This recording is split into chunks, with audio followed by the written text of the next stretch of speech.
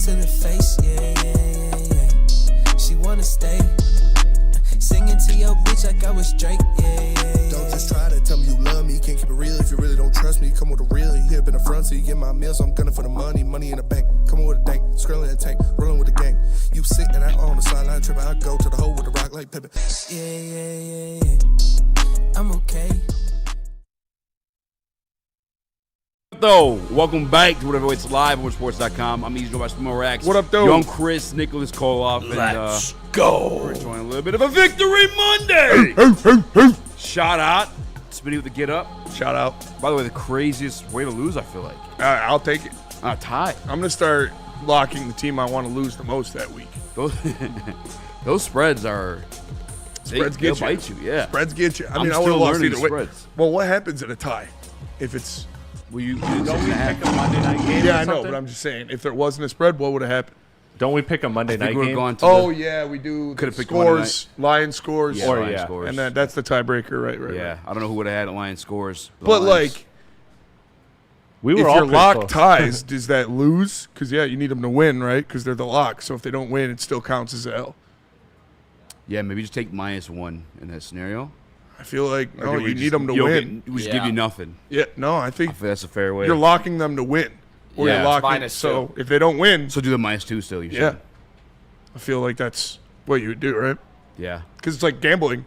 If you bet on a team money line, but they tie, you don't get the push. You just lose the bet. Yeah, I mean, it's rough. Yeah. Rough way. I can't. I mean, I was Packers are frauds, dude. Jordan Love sucks. I was way too wasted, and I'm also on my way getting home that night. Like, what even happened in that one? Like, It was just Jordan Love was kind of falling apart every time they would have put some pressure on him. He would crumble. Like Josh way, Jacobs for got real? injured too, which that didn't help because he was toting that bitch. holy Just shit. These hate to numbers are see it. nuts on both sides. Yeah, they were. Dak was 31 of 40, threw 19 yards and 3 touchdowns. Yes. Only reason I got a chance against you. Yeah, Against the Green Bay defense. Dak was slinging that bitch. God dang. He had one. Jordan Love looked good too. 31 of 43, 337, 3 touchdowns. He didn't look Yeah, good. he didn't look good. Really? Yeah. I can't say. 'Cause I didn't There was a play that Dak had, which was one of the best throws I've ever seen in my entire life. It was an insane throw. He was like rolling out of the pocket to his right while getting sacked off his back foot and just flipped it like 60 yards. It was insane. By the time I got home to watch a little bit of it too, knowing that Dak went, hold on, let me click on it again. What was this one? 31 of 40. I swear I saw Pickens drop 2 passes too. Yeah, Pickens also Made some going great crazy. plays. And it was. I mean, it was a fun game to watch. It was back and forth. There was a lot of action, but the Packers are frauds. And Micah Parsons was PFF's best graded player of the weekend. Yeah, I'm gonna even watch though he that later literally tonight. only had 2 stats. Like he had a tackle and a sack, which shouldn't even been a sack because it was on a designed run for Dak Prescott, and he tackled him at the line of scrimmage. So I don't know how that's a sack, but whatever. Neil crashed out on Micah. Yeah, I mean, I'm not going to freak out because it's PFF, so I don't care what they I'm about say. to watch it. But I remember what was happening, but I don't know if it Aiden was Hutchinson designed. had way better of a game than Micah. James Houston had a better game than Micah. But Myles Garrett had a hell of a game too. I Without digress. Yeah, I mean, Detroit Lions offensive line, that was the ultimate test for them, was going against that defensive line. And I think I've seen enough. Like, I get it didn't look pretty, but you're not going to be facing that caliber defense every single week. Maybe once upon a time in the playoffs. Right now, what the Browns are doing, though, at that position, like, it's just ridiculous. Their The defensive Browns' line. front four is nasty, man. They take it from a wiener. Those guys smash. Like the Browns' front four is tough, and the Lions handled them. The Lions handled Myles Garrett. They did what they had to do to make sure he didn't wreck the game. Because say what you want about Mason Graham and this too. Myles Garrett is the Cleveland Browns. And so if you can make sure he doesn't have 2 sacks or a fumble recovery or whatever he's doing, then you're probably going to win because they don't have anything else. Primetime B with the super chat in there. He Shout says, out. damn, Spen and the Glizzy back to back. Shout out to you and my favorite Mongolian and the rest of the crew. Nick, you're next in the Glizzy. Whoa. Whoa there. He's calling his shot. What the hell are we doing here? I can't be in his Glizzy again. That's gonna get in his head, Spencer. Shout out to He's Primetime definitely B. gonna- Hey, shout out to Kyle at second best last Shout night. out. Shout out Kyle. Bought a round of shots. Shout out Jess as well. Yep. Yep. Shout out Jordan. Jordan. I got it right. I called her Robin Shout 15 out million Jordan, times. for sure. I Shout out kept saying it Josiah, till I was all so the beautiful confident. people with second best. Love second best, man. Shout out to Ryan's boys, Logan and Harry. I'm just kidding, Logan and Javi. Yeah. Our boy Ryan was out and about in CMU, and he said, "Hey, tell the heavyweights you said what up." Shout out Javi. So what's you guys? Oh, shout out to Aaron for coming up too from all the way up north. Shout out Aaron from coming up Stopping from at up north. Gillies, catching the game, Shout catching out- the dough. Shout out to Jars Shout out for Rachel. having us. Shout out to. I feel like I gotta fix the suit. I don't know. Yeah, it's not as. Yeah, get cozy. You're There gonna you be in go. that thing for a minute. Yeah, might as well get comfortable in them Yeah. motherfuckers 2 weeks in a row. Shout out to Jars. Shout out to George from Modern Skate and Surf. Shout out to Yeah, our guy that was Jerome. dope too, dude. That was such Dude, a that great was- event. You guys missed. I mean, at least for me, that was a genuine, like a cool experience. I've never covered anything live like that, and it wasn't supposed to be set up that way, but it ended up being like we were hosting the event, not hosting the event, but like Broadcasting it. yeah, because the skaters would come to us, we'd pick one out because the one that was killing it. We'd interview with every round. Yeah, doing the post game interviews. It's They pretty weren't sweet. nervous. They were just talking to you like Bros. bros. Total yeah. bros. Yeah, like, I feel like some people are nervous and get in front of the mic and cameras. Nobody They didn't gave give a out fuck. any joints. No. It was Nobody a gave cool out any watch. Nobody gave joints. any It was joints. a good You watched it? production. Yeah, it was sick. I had it on. Yeah, you guys did a great job with it, honestly. Jars was awesome. Said Fred Foles. It was so much fun. Yeah. And shout out to Jess Vert in the chat. I see her. She was at second best. She said what's up to the guys. But yeah, shout out to Jess. Yep. But yeah, anyway, the Detroit Lions. I know everyone didn't love it because it's the Browns and you're expecting what ultimately did happen. But everyone thought it was gonna be like an offensive landslide. I'm like, it's not gonna happen against this defense. I went under the overall rushing yards. Gibbs hit over though. I didn't see that one coming. I told you guys the one I really thought was gonna be like the situation to work out, and we'll talk about it at some point later, was Jamo. Yeah. But they just couldn't connect, and for Yeah. multiple different reasons. We'll talk about it. It was Jamo would again. have caught those passes. They would have been way over in offense. That's like a 100 yards receiving between the two drops. But credit to them too for doing what they had to do to make those Tough. incomplete. Yeah. Yeah. Real quick, shout out to Michigander 1212 $2 super chat says we all know Chris is dying to be in that It's glizzy. true. It's calling his name. Chris is I glizzy want free. it. I want it. I Gonna want happen. it. It ain't gonna happen, fellas. I don't know. I don't know Yeah, what to that's tell you. crazy work, Chris. You are picking these games like insane amount Heater. right now. I faded you Yeah, guys. yesterday like you were crazy, you were actually and I on was- fire. Yeah. Like all your picks Yeah. actually. I was cooking. Yeah. I was cooking. Yeah, I think we purposely made you pick last too, or something like First. that. No, didn't we? first. Made him You pick guys first. literally tried to set me up for That's Phil. correct. We're Zach, going to so do it again. Can you please talk about the Ravens?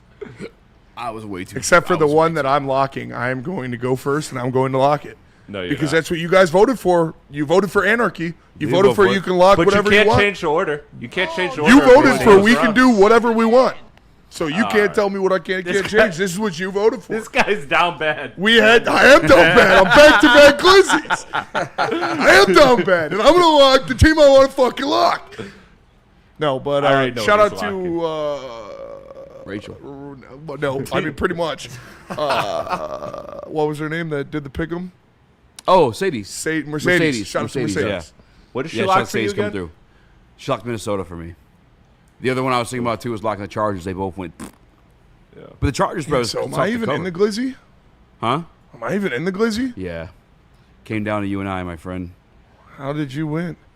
You're locked and not hit. Neither did yours. Yeah, but I still had one more than you because you picked. I took Houston. Did Houston You cover? were on the island a couple Yes. times, I think. Houston Houston covered. covered. Houston won. Tampa Bay Big. lost. We both picked the Rams. You picked the Bears. That's why. Oh Yes. yeah, that Oh, was dude, gross. what a bullshit field goal, by the way. Shout out Cost to me Ben. 100 bones. Easy boy. betting on the Bears. Shout out to Benny the boy. Yeah, Yeah. your losses were Buffalo, Minnesota, the Chargers. Yeah. Chris picked the Giants in that one, by the way. Yeah. on an island. Dude, On an on an island. island. Chris Hey. went on 2 islands and he won won both of both. them. Yeah. Pittsburgh and the Giants. And I'll say this: I did not know about that And Casey. Instagram He story. went on Was that 3 real? islands. Which Was one? that real about Jackson Dart, the Instagram story post? Where he Oh, posted The Herbert's Madison girl. beer. Yeah. no, I don't Wait, think wait, what that happened? was fake. Oh, He 'cause I has was said gonna in an say. interview that his dream He girl did is say Madison he beer. said his celebrity crush was Madison Beer. Oh, damn! I got And then he spoofed beat then, but Justin I was Herbert. like, dude, this guy's got that's moxie. Right Yeah, there. you won Yeah, the by Bears. you won by 1. The Bears The saved Bears saved Easy. And that's why, I came back from the bathroom and Nick and Easy were both cheering a Bears victory. yeah, we were. Crazy. Crazy And, work. by the way, no. We weren't cheering a Bears victory. We were literally saying, "Fuck you, Spencer." You started a chant because the Bears won. No, we started a chant because fuck you. Because the Bears won. That was the true purpose of the chant. You turned it to. You tried spin zoning it, but you're not like Unky Neal. You guys did pick a lot of NFC North this did. week. Kind of weird. Brother, I'm not trying to panhandle in a hot dog suit come week 1 next year. Look, I faded the NFC North. Worked out great for me. I didn't pick anybody but the Lions. It's true. Oh, wait, no, I did pick the Packers cover. I did. It was a gross night, though, from going from that Bears situation to rooting for the Cowboys. Because I also hate the fucking Cowboys. I was rooting for the might hate Cowboys. the Cowboys more than the Packers. I just hate the fucking, like, It's crazy. they're glazed every single fucking year. Like, just growing up. Before Woodward Sports. God bless Woodward Sports, really. I wish I had this growing up because I hated only had like national media at the 97.1. Yep. At 97.1, a lot of times when they just dropping a bow and talking shit and spit on your favorite team, and you turn on the ESPN, you're like, okay, well, maybe they'll talk about the Lions doing okay. Nope. Cowboys, Dak Prescott, Tony Romo. Yeah. It's all the fucking A time. lot of Tony Romo. So I hated it. And then obviously the no flag in the playoff game. And then the situation last year, too. I fucking despise the Cowboys. They should never be glazed like that. They were never in the 90s, yes, but the 90s were fucking 30 years ago. It's true. I've never seen the Cowboys win a Super Bowl. Like, can we stop? I think it was my birth year. The Cowboys have the same amount of Super Bowls as the Lions since I've been alive. Insane stuff, man. So that means nothing to me. Insane stuff. But yeah, shout out to Detroit Cowboys are so bad they think they won last night, says Zach Soap. Lions. Yeah, dude. That was actually really weird, too. The interviews were weird. Like, Dak was, like, happy. Even the post game when, like, yeah, watching LaFleur, like, walking onto the field, he, like, looked, like, happy. I don't know. Almost. It It felt like they played for the tie Yeah. versus a win. Jordan Love almost fucked them, by the way, He too. did I almost see fuck that. him. 1 second. 1 second. Even if a fucking, because it's not like the NBA where it's like you go like 0.2 seconds. You know what I'm saying? Like, No. even if a third of a second started to click, dude, that was nuts. Over. No timeouts. I kind of blame LaFleur too for that one. But if you're Jordan Love, you kind of have to go for that, right? Or do you had to? Yeah. LaFleur should have called the field goal then if he didn't want it to be the situation. Absolutely. The Nightman says, easy, let's be real. The Lions sucked, so it wasn't a lot to talk about. That is true, except for the 2010s, the early, up until like 2000, when they fired Caldwell. They were exciting. Calvin Johnson, Matthew Stafford, they were at least in the hunt. Yeah. And they made the playoffs a few times, too. I was just sick of They the are Blazers really with good the now, Cowboys. though, so it's fun to talk about. But they still really don't. No, they don't. Like yesterday, obviously it's a Browns game. Still. I told you guys going into this one, for the football nerd, what was I doing most of the day today? Watching Mason Watching Graham film, versus yeah. Tate Ratledge. Just straight film porn. Actually, I'll send that clip, too. Yeah, I want to watch that. I didn't get a chance to watch your breakdown yet. I'll I'm send my excited. favorite one. I'll tell you this much. No pressure from Mason Graham. He had one, but he wasn't credited for it, so we don't go with that one. Doesn't fit my narrative. No Tate's pressure a from Mason monster, Graham. dude. Tate's a Second round pick monster. versus the 5th overall pick in the NFL draft. And Tate said, nah, you pussy to me, boy. You pussy to me, boy. How you feeling about your Michigan man there? Michigan man Mason. Fucking great. Are you kidding me? He's not on the Lions. I do Surprise, think he's a good surprise. player, and he is going to be a really good player for a long time in the NFL. Tate took it to him, and I'm thrilled. Fucking Brad Holmes, man. Does it again. Jason Kelsey looks like an idiot right He looks now. like Fat Nick. What are you wearing?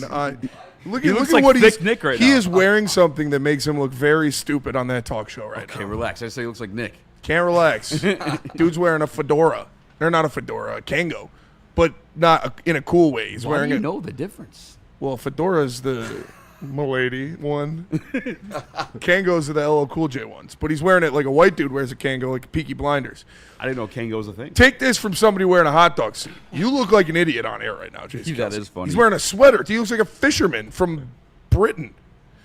Like I don't know if that's the aesthetic he's trying to go for, but not a good Looks look. like a wannabe Sherlock He's got a Holmes. good head of hair too. I don't know.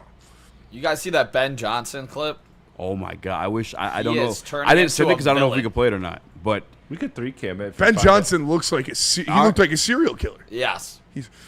We're good, you think? What do you think? that was crazy. It was. He What gave do her you the. He think? gave her the do you serial want to try killer a 3 odds. cam it?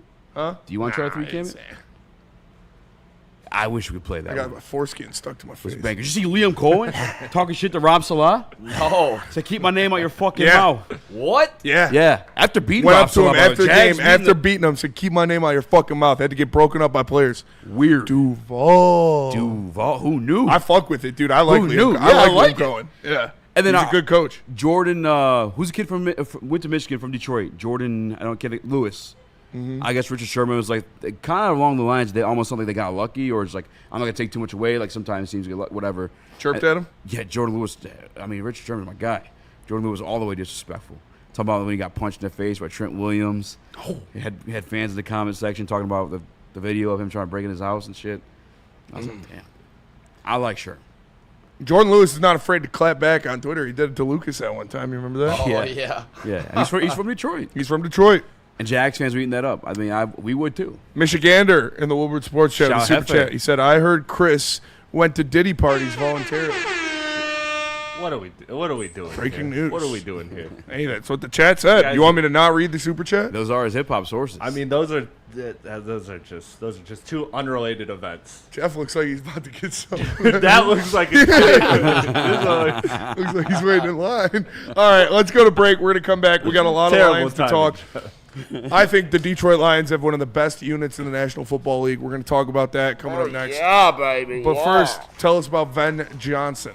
Corporations, the government, even your insurance company will do whatever it takes to minimize their liability and withhold your compensation. So when something goes wrong, make Ven Johnson your first call and get a fighter in your corner. Contact Ven today at venfights.com. And Art and Jake's, guys, we will be there this Saturday out in Northville. This Sunday out in Northville for Detroit Lions Watch Party. Make sure you pull through, say what up to the boys, and watch the games with us. We'll be at Art and Jake's, 80 TVs, wall-to-wall, 22 draft beers, and more this weekend. Northville, Art and Jake's. The boys of summer are ready to get back to the playoffs, and there's no better place to get your Tigers coverage than Woodward Sports. Join us all season long as we follow as our hometown Tigers claw and fight.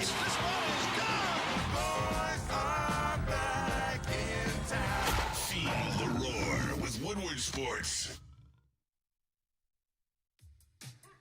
How do people feel about getting a Planet Fitness membership for $15 a month?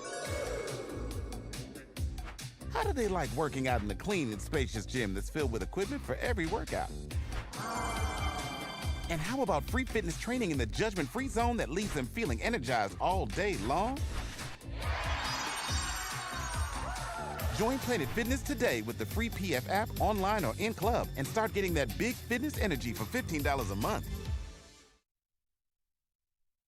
Congratulations to the real coach of the year, Motor City Dan Campbell. Just put your head down and go to work. It's about to be fun, man. It's about to be fun. Woodward Sports. Jars Cannabis. We're at the Skate Jam this Saturday for the grand opening of their Madison Heights location. They have the largest market share of dispensaries in the state of Michigan. There's one near you, I promise you. It's very simple to find out how. Go shopjars.com and tell them the Heavyweight sent you. They got top shelf quality, unmatched variety, price for you, the people. And shout out to Aaron Hammond in the Woodward Shout out Sports to Aaron Chat. Hammond, He man. says, thanks for the great time and having the time to take pictures and talk for a tiny bit. Made my weekend. Appreciate you supporting, man. No, Always. for sure, dude. That was dope. Anytime anybody sees me, if you want a picture, don't hesitate to ask, man. Anytime we find a heavy listener in the wild, it makes my day. So Yeah, me too. it's cool to know you people exist. It's not just very Beth running the numbers in the back because she's obsessed with me. It's just Fair. nice to know we have actual fans. It is nice. So shout out to Aaron. The great rushing wars, Vinny. I'd say the Detroit Lions won. They definitely won. They went out there and they took care of business. That defensive line, again, they were getting after Joe Flacco.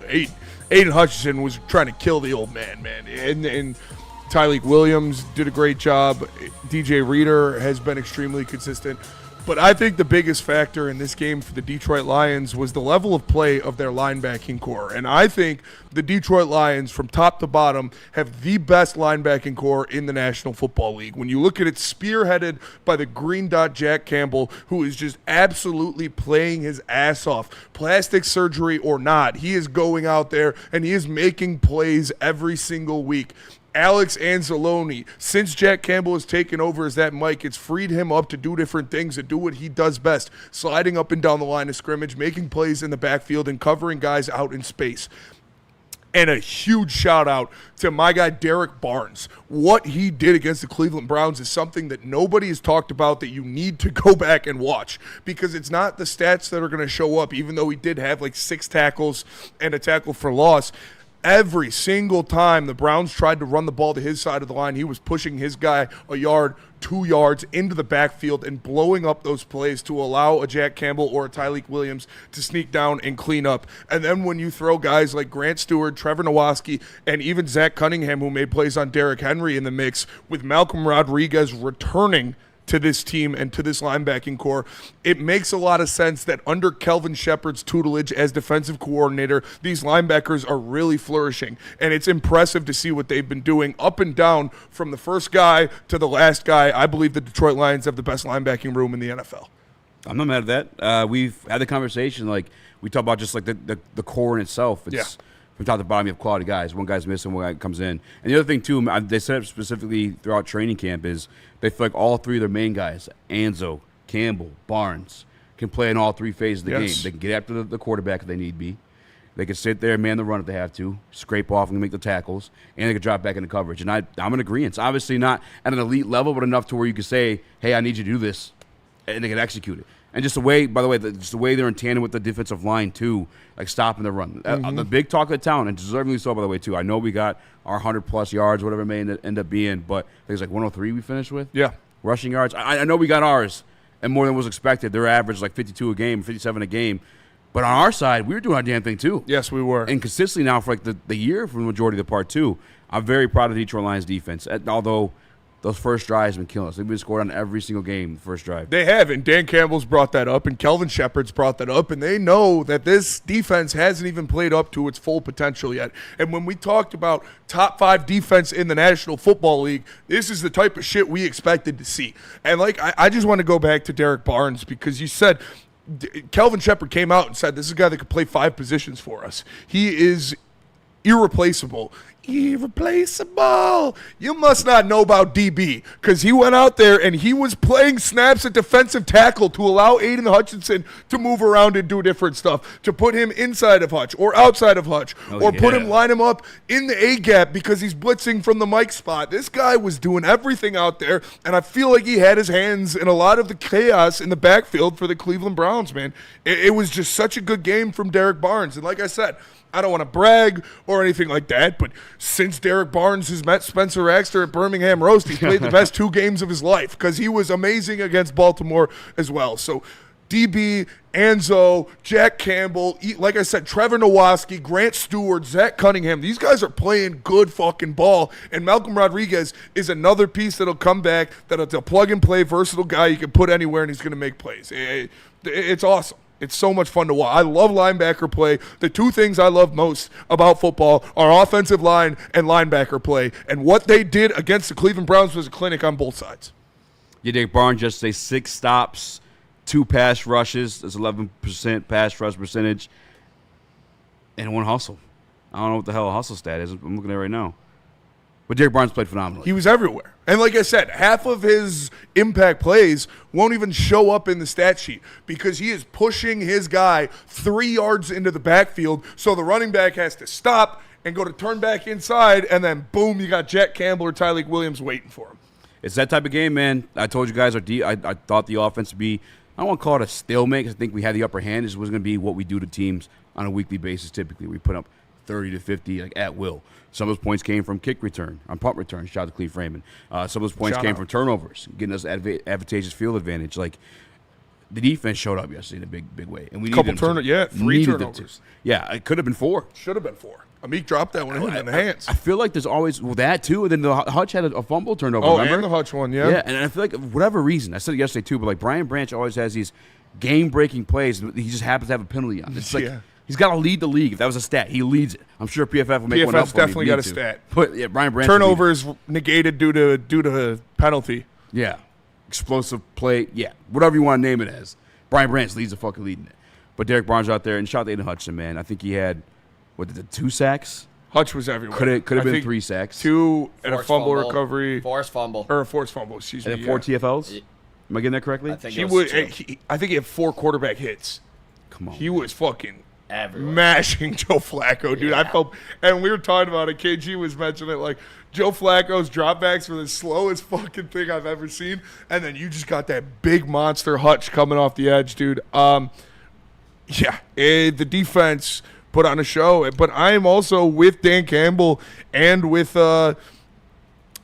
Kelvin Shepard and the fact that they haven't played their best game yet. They've made mistakes. I agree. That first drive always fucks them. They have had stupid penalties. They had, like, there was a play even where Aiden Hutchinson, he had Judkins stopped at the line of scrimmage, but he went for the strip, so Judkins broke out of it and got a couple of yards. Like, there are little plays like that where they wish they could have him back. And it's just, like you said, Chris, do you have the graphic of Dan Campbell with the tweet in there from Lions PR? Yep. The one that's a picture of Dan Campbell. You said every facet of this team has been balling, and it's true because he got this from Lions PR. It says, over the last 3 weeks, the Lions became the third team since the 1970 AFL-NFL merger to not allow a sack, produce 15 touchdowns, and record 10-plus sacks over any 3-game span.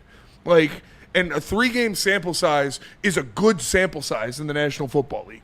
And so to be doing stuff like that, man, it takes more than just one person or just one facet.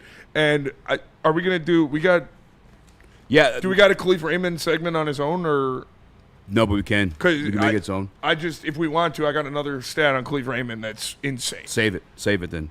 Yeah, but real quick to your point, too, like just that they haven't played their best game yet. As great as they were against Lamar – obviously, last year would say like it was good at the end of the story. They dropped like 2 picks. But when you look at the caliber of offense that the Cleveland Browns brought to town, you should have been dominating by like all measurements. I know maybe a little bit more of an expectation by me, shame on me maybe, but like I don't feel that way. Joe Flacco was absolute buns. I don't think he should have completed any touchdowns on you, for being quite frank with you. And I know I get it's the National Football League, but for like what we're expected to be, we're expected to go, I think we should be a lot more dominant on defense. Still a great performance, but as you said, Dan Campbell said his damn self, it could have been better. And I just want to point out too, it wasn't like the Houston Texas game where you were continuously being put in bad positions by your offense. Like your offense was doing its job. It was just defensively, there's some things to clean up. Yep. Special teams was huge yesterday. I will say, I just looked. They didn't give him the stat, but Tyleek Williams blowing up his offensive lineman that he was one-on-one against and creating a run stop. It doesn't look like they credited him with the tackle, but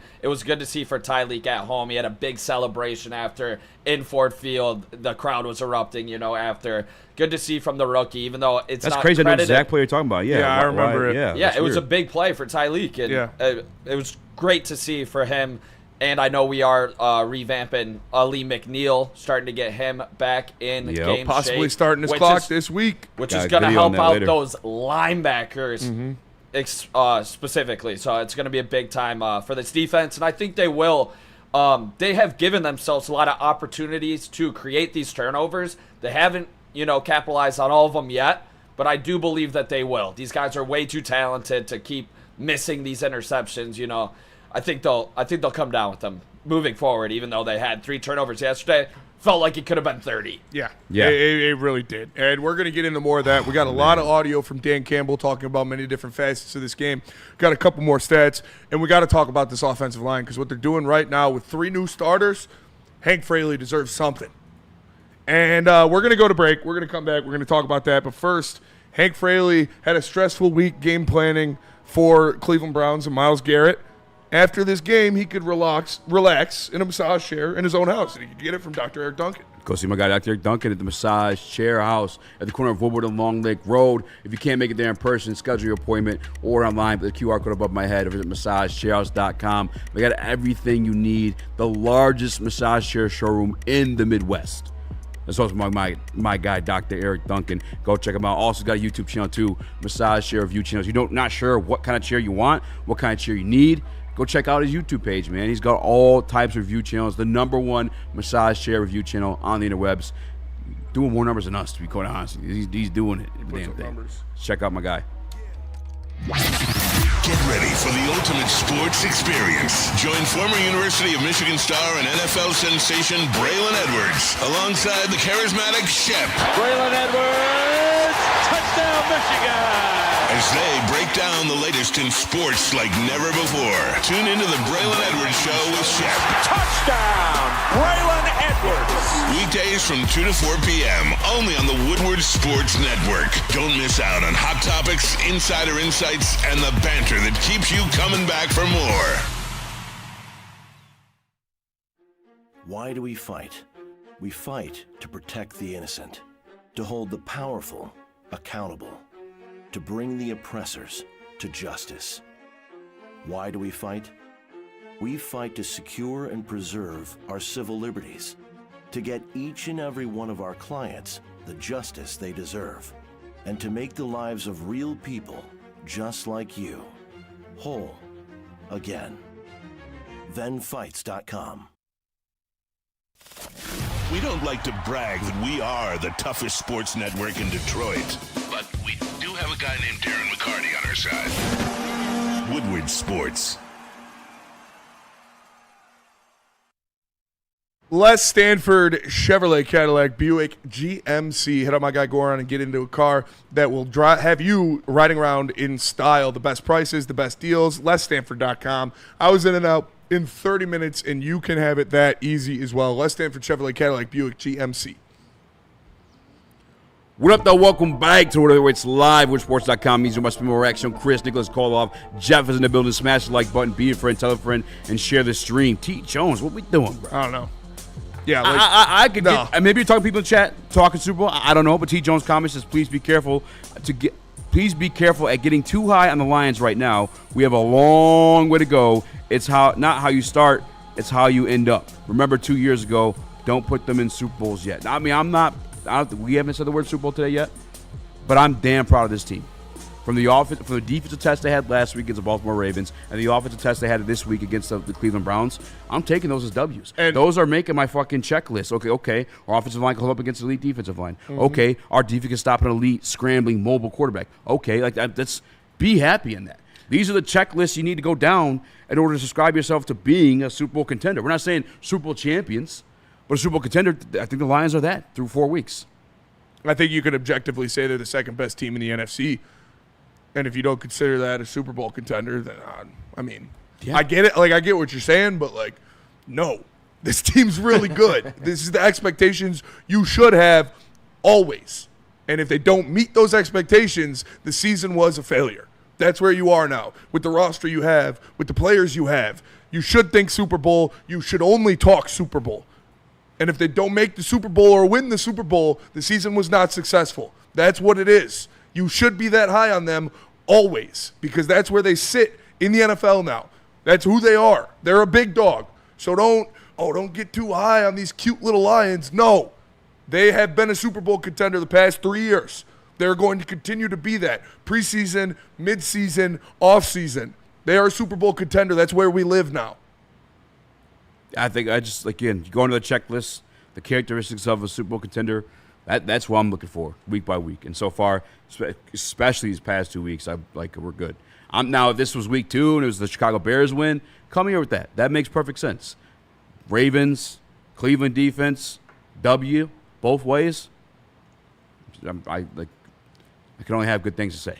Does the Ravens win feel any less considering what KC also did? I didn't get to watch that game. I heard Lamar pulled his hamstring. Yeah, Lamar got injured late, but it was way over at that point. That's what I saw that too. Yeah, Harbaugh came out. That precluded him being pulled out of the game regardless. Maybe they did just lose Matabuke for the year with a neck injury. He's gone for the season. Mm-hmm. That sucks for them. It may end up being a tough season for them. I've never seen Lamar have a losing season. This is weird. Yeah. But he's got pulled hamstring now too. Is he even going to come back next week to save him from this losing season? We'll see. All I know is the Lions whooped that ass. Yeah, I don't take it any differently though too. Listen, last week we went to talk about our offense dominating that defense. I'm not saying I'm super impressed with it because they're missing their best guy. Mm-hmm. I still love what we did, but I'm not showboating the way I did what we did this week against this defense. What I took away from last week was our defense against that offense, holding Lamar Jackson to what they did, sacking him in those crucial moments. He and Derrick Henry. That's what I take away from that one. And I look at this offensive line, and have they struggled to get a consistent push in the run game? Sure they have. But they've gone up against going up against Cleveland, who was only allowing 60, 50 run yards per game. 57 yards. Like, that was probably going to happen.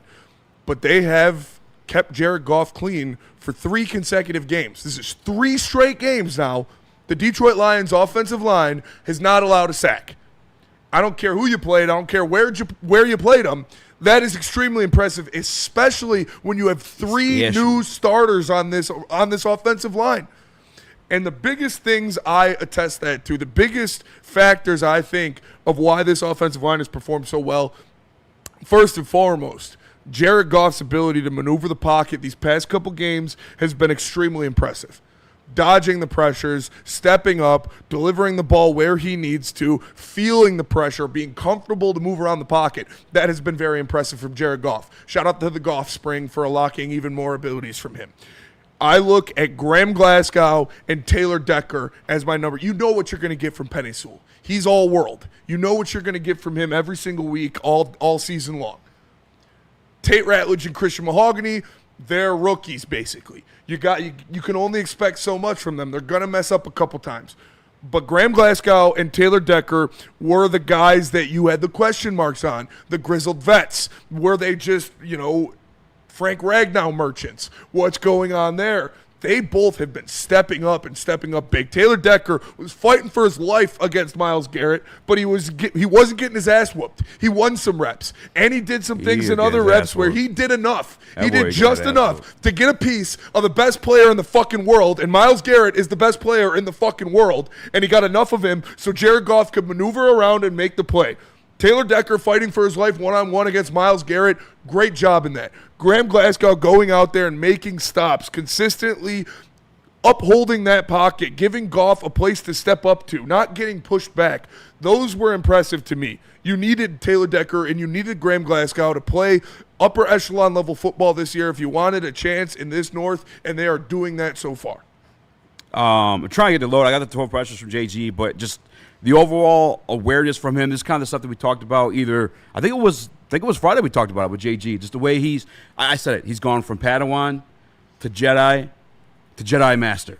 And that's like what we're watching right now. Just like, even if you are going to get the pressure right there. And I know, I think I got the numbers too. I posted them on Twitter. They weren't great. That's what's always going to be the case with any quarterback under pressure. But JG ultimately only the 1 interception.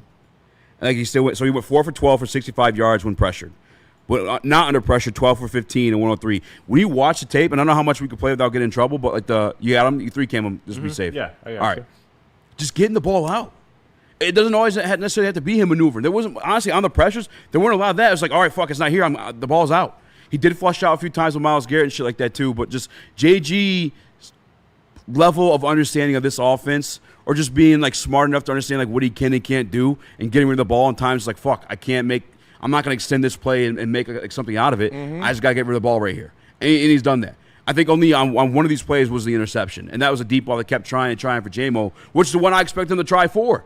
We looked at the game last week against the Packers. Yeah. Moving around, making the throw. Beautiful. That was an amazing play. Absolutely. I think he had 4 for 12, and then one was a quick one at Laporta. I mean, you'll see him coming here too. Steps up, delivers it down. Now that one, if you wanted to slow that one, Myles Garrett grabbed a hold of him. Yeah, that was the one where his arm got hit. I can't see from these angles, to be honest with you. That was the ball to the outside. That was when the Jamo dropped. Jamo's got to catch that. Yeah. Here comes the other one. Gets the ball off before Garrett gets there. Right there. Boom. It's his comfortability in the pocket. It looks like he doesn't, boom, steps up, delivers the ball. It looks like he doesn't believe that there's 3 new starters on the offensive line this year. He looks so comfortable. You would never believe that his all-pro center retired like a month before the season started, because he looks so comfortable moving around, just staying on his feet, bouncing. It's really impressive. That one was the interception where, he just didn't get enough on that one. But, again, I said it during the broadcast. If they're doing shots to Jamo, I want to see him do it on the sideline, like the first one where Jamo dropped. Because if he doesn't get it, or he underthrows him, or he overthrows him, it's out of bounds. Throwing it over the middle of the field, across the field, you got to you got to get that thing out there. If not, you got 2 safeties that can make a play on it. Yes, sir. And then hopefully this one comes through in time. I'm going to send you in Slack, Chris. Okay. But you want to talk about there was more reps on that, too. I just wanted to You're good. You're good. I mean, we can't if you want. It doesn't matter to me either way. Here, while I'm grabbing it, I'll just throw up the rest of the rest. Yeah, just JG's awareness of everything that's going around him, getting the ball out, knowing where your guys are going to be so you can make that play before we have to get flushed out, maybe make a mistake. It wasn't the greatest game by Jared Goff, but again, given the standards, if you have like proper expectations of what he is, what he's able to do, what that Browns defense was, I'm okay with it. I'm fine with that. Yeah, there were a couple bad deep shots, but again, if you go watch back the tape, one of them Mason Graham was pressuring him, another one Myles Garrett got a hold of him, one he did just miss, and the other one Jamo dropped. They weren't all like on him. But here's a piece where Smitty was talking about where you have 3 new offensive linemen, you're just so comfortable. Here is our guy, 2nd-round pick, maybe another Brad Holmes Jim, Tate Ratledge going up against the 5th Who would have thunk it, Eazy? overall pick and Mason Graham. And he's just making him do fucking TikTok dances. Fucking got him spinning around, falling down, hand in the air, fucking like Tate Ratledge. Week by week, we've watched him progress, and we talked about it in the back, Smitty. That's the pass blocking is what's come earlier than we expected. We all knew the run blocking was going to be there. You can see on tape, he's ultra aggressive. You're playing alongside Penei Sewell, and those double teams you're kicking down afterward, you're going to be blessed in that situation. But a one-on-one pass blocking situation like that, again, who knows what Mason Graham's going to be? I've been on the record saying I don't know if he'll ever be the pass rusher that is expected of him, but I know he's still going to be a damn good defensive tackle. But that's the real expectation of Mason Graham. And you saw what he did against the Packers last week. One-on-one, Tate Ratledge took advantage of that one. I watched every single rep, Smitty. He maybe lost one against Mason Graham. Yeah, I mean... And that's passing and running, by the way, too. No surprise here. Tate Ratledge is a stud. He's going to be a stud. And he's impressive, man. But, yeah, like you said, the pass blocking being the thing that is this impressive this early. And that's, again, that's a great... Anakin, that was not Graham. That was Tate Ratledge. Relax. What do you say? He's all caps. That was Graham. Nope. That was Tate Ratledge. That is Tate Ratledge. Last time I checked, Graham didn't have a bunch of tattoos and a mullet. But yeah, or wore 69. Or wore 69. But he has been so good on the pass blocking reps. And again, you have to look at Jared Goff's ability to call out the blitzes, to make sure different things happen, and Graham Glasgow's ability to make sure he's set, because after that first game where the communication was all messed up, they've been lights out ever since. But we're going to go to break. We're going to come back. We're going to keep talking Lions. We got a lot of Dan Campbell audio to get to. I got one golf thing I want to get off, too, with Dan Campbell, by the way. Get it off. But first, let me tell you about Lady Jane's. Lady Jane's Haircuts are men, open 7 days a week. Walk-ins are always welcome. Stop in, sit down, relax, get an award-winning haircut from one of our lovely, talented stylists. You get a hot leather neck shave, scalp massage, hot towel treatment, all that wrapped into one in the King's treatment. Lady Jane's Haircuts for men, open 7 days a week. It's wicked awesome. And also, Sharon's Heating and Air Conditioning, family-owned and operated since 1981. Hit them up at sharonsheating.com. Remember, if you are a DTE customer, you can get a free furnace tune-up before winter starts. Sharon's will do it for you. Go to sharonsheating.com to get your appointment. Sharon's Heating and Air Conditioning, family-owned and operated since 1981. No one gives away more cash and prizes than Woodward Sports. You don't believe us? Here's our latest $10,000 winner. You guys posted, hey, if you guess all this stuff right, we'll give it's $10,000. I'm like, okay, well, why the hell not? And the winning doesn't stop there. How about our Outkick Your Coverage winner? How do you think you won? We got everybody. This guy's got a hot girl. Bigger prizes, bigger giveaways, cash, merch, tickets, and more. All from the biggest sports network in Detroit. No one does it bigger and better than Woodward Sports. Make sure you're following, liking, subscribing on Instagram, Facebook, X, and YouTube for your chances to share in the winning. From Detroit's #1 sports network, Woodward Sports.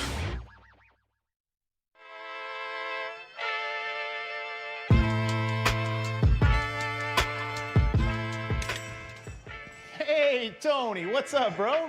Same circus, different clowns. For sure. You want the usual, the big zip? You know me too well. I threw a little something extra in there for your ma. Oh, Hope man. she's doing all right. Ay, guys, sei un santo. You're a saint. All right, buddy, we'll see you next time, okay? Grazie. The bats are hot, and the weather is getting hotter. Summertime in the D with Detroit's big hitters. Woodward Sports. Jack's Car Wash. Text WSN to 888-522-1729, and you can get a free car wash from Jack's. They got 40-plus locations all around the state of Michigan. I'm literally looking at one right there. I know you see one on your way home from work. If you text WSN to 888-522-1729, you'll literally get a free car wash. No strings attached. It's Jack's Car Wash. What up, and welcome back to Whatever It's Live, WoodSports.com. I'm Eazy, Jonas, Raxter, Chris, Nicholas Koloff. By the way, for our Michigan guys, Friday and Jack Car Wash, we'll be getting out a free car wash, so stay tuned for that one as well. JG, we played the pressures. Just masterfully. He's a master Jedi. That's what he is. Running this offense these days. Smitty, you know how we talked about the Amon-Ra St. Brown, like he and Jared Goff being on like the top tier page. I mean, the best wide receiver quarterback in the NFL right now. Number one. And that's coming from me, Goff's biggest hater. Yep. How about the second touchdown for Amon-Ra St. Brown yesterday came on a Jared Goff audible? That was all JG. Here's Dan Campbell confirming it. St. Brown and Goff, now 6 touchdowns in 3 games, right? Yeah, now let me say this. That'll always be a security blanket, man. Those two guys, what they've got, the rapport they have, the connection they have, it's special. And so that having that always is going to make you feel more secure, make you feel better. And I'll say this, man, the last touchdown that we had there, once again, man, JG got us into the perfect call. That was all him. And it's something that you watch tape and you see what they do, and you can feel it. And he changed everything. He changed the protection, changed the play call, and he got us into the perfect freaking play. And so, man, that's all him. And that's what we talk about, man. He recognized it and communicated it, and then those guys executed. So it's just, that's the thing. When you see stuff like that, that's like next level. And that's where our quarterback's at right now. And I don't know if everybody sees those things, but man, that's a game changer for us on offense. That's the way you need. He's playing like Peyton Manning. Like he's reached that sheriff. Level. That's what I'm talking about, like Jedi mastery. You're out there manipulating the fucking play into a touchdown. When he came here, Smitty, he wasn't even able to call his own protections. Now he's at the line calling touchdown plays. Yeah, he's. I mean, we've said it so many times that he is so comfortable in this offense. He is right at home with what they want to do, and the level of connection he has with Amon-Ra St. Brown is unmatched. Like, it's really approaching, like, if they keep going like this for the next couple of years, we're talking about one of the best duos of all time. When you talk about combination production and just feel of the game together, you're talking about Brady Gronkowski, Gates Rivers, Montana Wayne. Like, it's that level of symmetry. And I love to see this out of Jared Goff. And Dan Campbell said it right there. Like, it's not just the film study, because anybody can study film. It's not just knowing it's the innate feel that he has of like, oh, this is what's going to happen. Oh, I'm feeling he is reading these like subconsciously and just feeling and reacting and in a flow state right now when it comes to calling his protections, reading around the pocket and making the right plays. It's really impressive. It's really impressive. And like you said, it's not the 303 touchdown performance. It's not the, oh, look at him spraying it all over the field. No, he's making the right decision at the right time and putting this offense to the best place to have success at all times. Absolutely. Listen, I don't give a fuck about the numbers. I never had. That's been one of the biggest beasts between Jared Goff fans and I.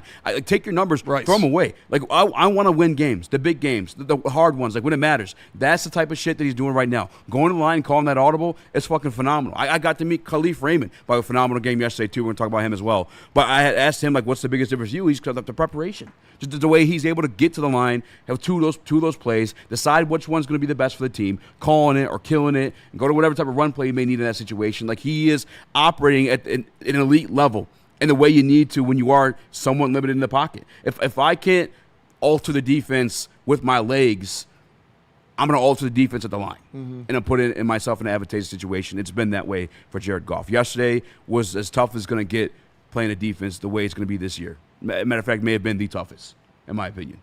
and they passed the test. Yeah. Again, another checklist on the Super Bowl characteristic. Shout out to JG. Nick? I thought he looked comfortable, too, and you're going up against that defensive line, so it just speaks to me. Obviously, we know when given time, Jared Goff can pick you apart, and he looked comfortable in every single situation besides throwing the ball down the field to Jameson Williams. I don't know what was going on with that connection. Hopefully, those guys can get it figured out, because when those two are connected, as well as obviously Amon-Ra St. Brown, Sam Laporta, but if Jamo's going too, this offense is literally cannot be stopped. So just to see hopefully that open up, but I thought the comfortability in the pocket going up against a Myles Garrett, going up against Mason Graham, like that was big time for me. He didn't look like he was choking under pressure at all, and he trusted his offensive line. And I think that's big moving forward for this Detroit Lions team to ultimately get to the Super Bowl and win a Super Bowl. It truly looks like he believes in that O-line, Chris. And I think it was both maddening and satisfying to see him continue to force feed Jamo. Like at some point it did get kind of maddening. Like, all right, come on guys. Like this just isn't the day. It's not happening. Let it go. Yeah. This chemistry is off. But they continue to go to it. His level of confidence in himself. And it goes back to the conversation we had years ago. It's just that we never really questioned it while Goff has grown in all the ways that we've highlighted. It was always the conversation of we know what Goff is. Now we need to see the circumstances around. And that's how I'm evaluating these games. Like I have the trust in Jared Goff to do what needs to be done if the surrounding parts are working and functioning on all cylinders, because that is what it takes for Jared Goff to win a Super Bowl. That is not a knock against him. That's what it takes most quarterbacks to win a Super Bowl. So to me, I'm just like at this point, I'm really not watching Goff too much. I'm really trying to lock in on the offensive line. I'm trying to lock into, okay, what receivers is he going to in what situations? What's the play call? What are we running? What's the kind of tactics we're going with in this game? That's the stuff I'm looking at. I'm looking at the decisions the coordinator is making. I'm looking at the performances of the receivers, the backs, the O-line. That's what I'm looking at, because we know what Goff is at this point, and that is not a knock. That is just, okay, cool, you got that part of the puzzle figured out. Now let's see how everything else plays out. And that's what's going to determine where they fall. It's funny because I forget what national guy was talking about Jared Goff like not being a superhero. And I always brought up Batman. Like Batman preparation, there's a utility belt. Mm-hmm. He's going to fuck you up. How about another comp right now coming from the Dr. Muffin? Easy. Are you calling Jared Goff Dr. Xavier? No legs, but he can mind fucking defense? Yeah. I think I am. Professor Xavier. Professor X. Yeah, that's a good one. I'm with that one. I like that. That's funny. And Professor G. And he's the leader of the mutants, so. He is the leader of the freaks. Yeah. That's for damn sure. Speaking of JG. We don't call them freaks. That is extremely derogatory. They're mutants. Freaks. I'm a fucking hot dog, all right? And I know we're going up against it. I have, you brought up the Jameson Williams stuff. We have that clip. Dan Campbell kind of explained that one through. Do you want to run that into the next segment, or you want to play that now? It's kind of a little bit longer. We should probably save it. Which one? We can do the Khalif stuff to clean up this one. Yeah, if you want. Yeah, I'm down for whatever. We might not get a full segment Shout out of that. out Leaf. More than that punt return, by the way, too. Leaf, watching today, hella blocks. And a couple of really nice catches. Yes. But special teams, just real quick. We're shout out Khalif Raymond and Jacob. Don't call me Gale Sailors, because he had a couple nice returns as well. They're consistently. And Jack Fox, every single one of his kicks pinned in between the 20. Yeah, every single one. He had a couple inside the 10, and Jake Bates with a godly 58-yarder too. The fucking, a knuckleball. Yeah, what was that? Hit the jet stream like he's an airbender. I've never seen it in my life. Are there fans on the side of Ford Field that just waved that one back in? You're a wizard, Harry. That was nuts. Yeah, it was an impressive kick. I don't know how that happens at all. I don't know how you make a ball do that, but it was really cool. Great coverage too. Yeah, some great tackles. Mm-hmm. Craig had a great tackle. Grant Stewart had a great tackle on special teams. And you're missing your guys too, Vaki Harper wasn't out there. We still don't have Malcolm back, who we know Malcolm's a demon on special teams. It's crazy because like all week, I think even before last week, they've been talking about the complimentary football. That's what yesterday was. Yeah. Like your offense wasn't what you're used to it being, but you still had the defense putting you in great situations in terms of like field position. You had your special teams putting you in great field situations, both offensively and defensively. Gave you a touchdown, shot leaf. By the way, went up straight to his wife. So baller. Such a baller move. So that's so tough. Yeah. Kisses the wife, gives her the ball, and then walking out says, fuck yeah. Black and Chinese. Black and Chinese. Here's Khalif Raymond. Here's the stat. I fucking love this guy, Khalif Raymond, dude. Here's the stat. Wide receiver 3, by the way, too. I told you, Wide fucks. receiver 3. I told you, fucks. Here's the stat. Khalif Raymond, among all NFL players since signing with the Lions in 2001, Khalif Raymond ranks first in punt return yards with over 1,300, first in punt return touchdowns with 3 of them, and fourth in punt return average at 12.2 per rip. Secret weapon. Like, this guy, Khalif Raymond, is, since he's been with the Lions, the best punt returner in the National Football League. Black and Chinese. Black and Chinese. That's crazy. He's a dog. And the 2 catches he had were elite. They were insane snacks. I apologize to my cousin. Khalif said, what? I got Blasian friends. Shout out Zyron. It's a super Blasian name. I respect both cultures. Both of them. But, yeah, it's got Khalif had a hell of a game, dude. He deserved the game ball because, like you said, not only the punt return touchdown, couple big catches, couple of huge blocks to spring some plays. He's a stud, dude. Dale Slaughter. I did not know Khalif was this good. Yeah. He is, dog. Khalif. He wants to pronounce a certain way. Khalif is how he wants it pronounced. Yeah. Okay. Shout out to Gritty Khalif. Leaf, as Penny Sewell says. Those have been like mini game balls. Yeah. When you get the Sewell shout out in the video. Yeah. Waymo. Jared Goff. Gritty Khalif. All right, let's go to break, come back. We're going to find out what's going on with our guy Waymo because it wasn't his best outing for the young, just paid Detroit Lions wide receiver. But Feist, tell us about Planet Fitness. Planet Fitness, the home of the judgment-free zone where everybody can get a full body workout in 30 minutes, and all memberships include fitness training. You get all that for just $15 a month. Or you can upgrade to the Black Card and get you some amenities like hydro massage, total body enhancement, and access to over 2,500 locations worldwide. Join in club or online at planetfitness.com. Planet Fitness, where your fitness is essential. Ever wonder what goes on inside the game? Deep ball's got a man and got him. Touchdown, Braylon Edwards. Join Braylon Edwards and Shep. Edwards has it. 10-5, touchdown. On the Braylon Edwards Show with Shep. Bar looks in zone. Got Edwards for the touchdown. Where they dive deep into the heart of sports. Weekdays from 2 to 4 p.m., they're bringing you expert analysis, exclusive interviews, and a fresh perspective on the sports you love. Don't miss it, only on the Woodward Sports Network.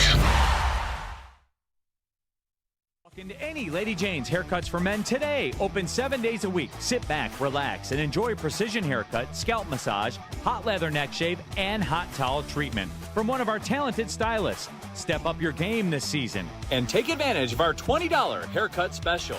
Scan the QR code and get your coupon today. Lady Jane's Haircuts for Men, the ultimate haircut experience. Open 7 days a week. Walk-ins always welcome. Lady Jane's Haircuts for Men, it's wicked awesome. Detroit has the best sports fans in the world. That's why they deserve the best sports coverage in the world. We are the Woodward Sports Network.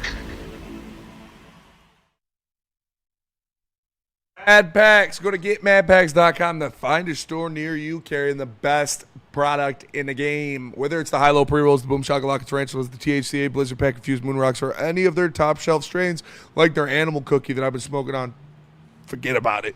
Go check it out. Go to getmadpacks.com to find it near you. Mad Flavor, Mad High, Mad Packs. What up, though? Welcome back to What Are the Weights Live on WoodwardSports.com. I'm Eazy, my more action. Chris, Nicholas Koloff, hello. Jeffrey in the building. Smash like button, be a friend, tell a friend. Jeffrey. Stream. Jeffrey. What'd you say? He just laughed. It's all right. Chat, we need your help. Because Uncle T and my good friend Spinny got in a debate earlier today. They want to know if Jameson Williams had a bad game. I need confirmation from the chat. Was it a bad game? I can't say it's a good game. It wasn't a good game. It was a bad game. But when I say somebody had a bad game, I think that means they negatively affected the team. And I don't think he negatively affected the team. I think he negatively He had a couple drops, but they won 34-10. Had they not had that extra stuff around, that would have negatively affected the team. Well, yeah, had my aunt had a penis, she would have been my uncle. No, I'm saying that's what happened. Yeah, that's what I'm saying. My uncle's got a dick.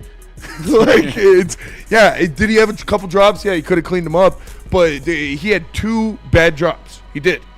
Such a bad game. He had a great catch too on 3rd down to make a play and get a first down. And yeah, it wasn't a good game, but like I said, it wasn't a bad game. If you want to call it a bad game, I'm not going to be mad at you. But like, yeah, I think people were like, Jamo sucks. He's a bad player. It's an awful game. I was like, well, I'm not saying that. 34 to 10. Who the fuck cares if he dropped the ball? It was a bad game. Yeah, if you get targeted 8 times and you have 2 catches and multiple drops, I think your job obviously is to catch the football.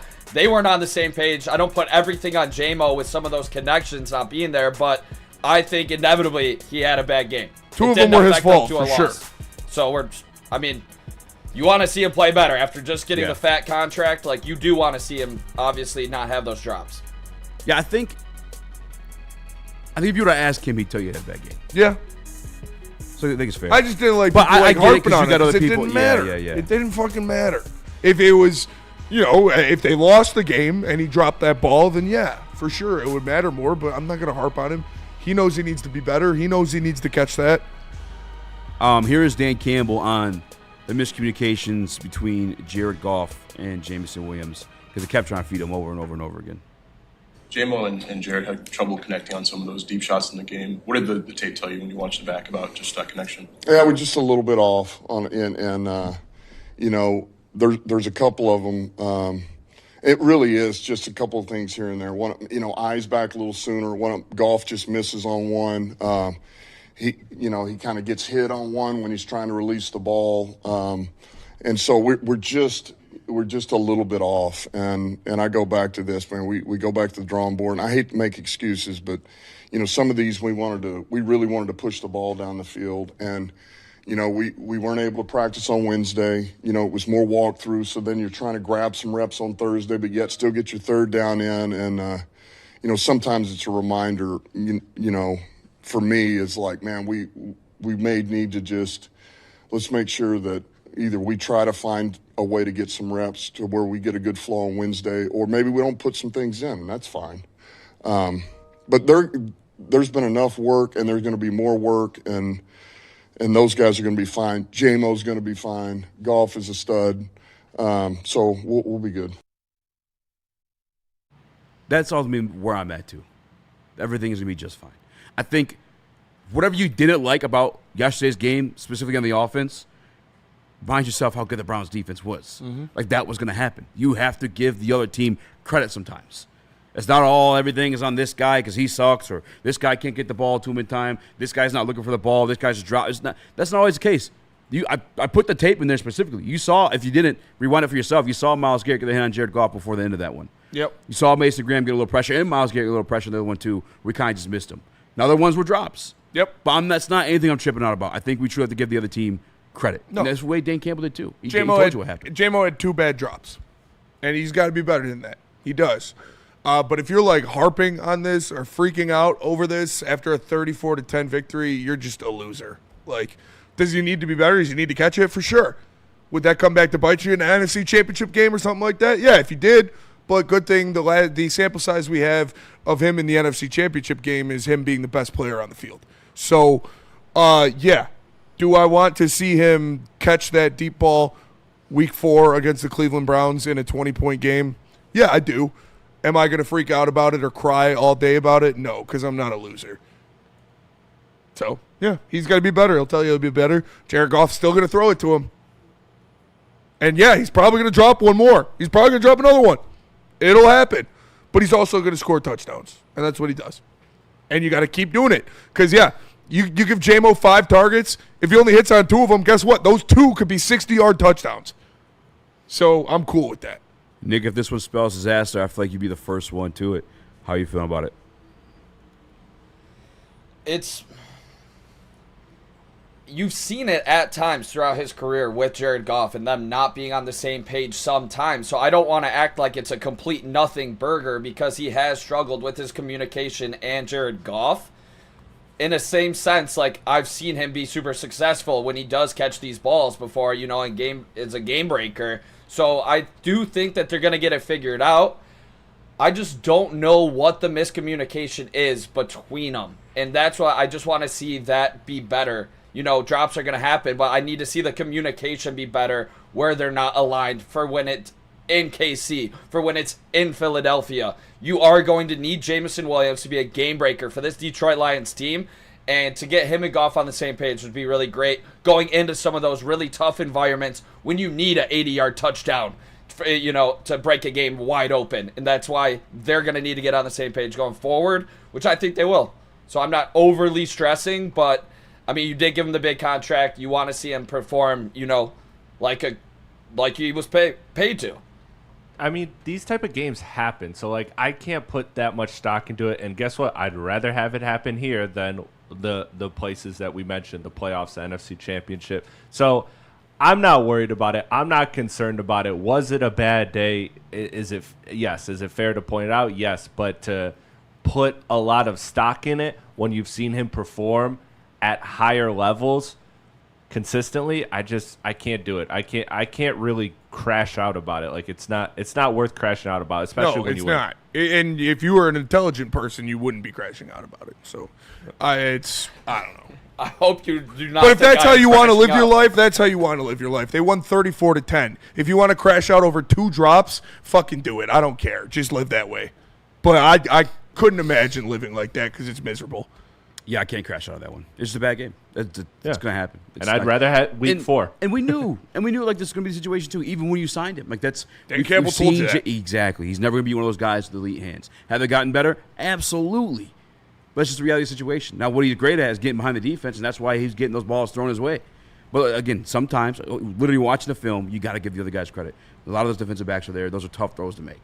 Also, right at the start, first catch of the game, Jameson Williams, second game in a row. Yep. So that's Jared trying to feed him early. I like that. You want to know an easy way to open up the box? Yes. An easy way to open up the box to make running it easier is you hit Jamo a couple times, then the safety's got to back off immediately. I think that's part of the sequencing they talked about last week. You have to, you need to respect what we bring in at all phases. And we're doing that on purpose. I'm hitting Jamo early so you know he's going. So you got to make sure that safety has to be mindful where the fuck he is. All right. Amon-Ra St. Brown right there. All right. Running back right there. By the way, Ja, too, man. There were plays, I showed you the one where Ja was bottled up. He's that special kind of back where he's all right, fuck, I'm bouncing outside, getting 15 more yards in. Yeah. And there were some plays, too, credit to Johnny Mo. Oh, just the play design and execution, too. Yeah. It's just crazy shit, man. Johnny Mo's a wizard, dude. I know some of the stuff they run from last year, too, but just, the mindfulness of when to call it and the execution by the players, too. Great shit. Brock Wright is a fucking man. And Khalif Raymond, and we talked about him with the kick return, and a little bit of the blocking too, but he's out there blocking his ass off as well. But in terms of Jamo, that's what you're going to get sometimes. It's going to be like that. Just straight up. More times, better than not. I'd say that. Just like you guys need to get the program, get these goddamn likes up in this chat. Facts.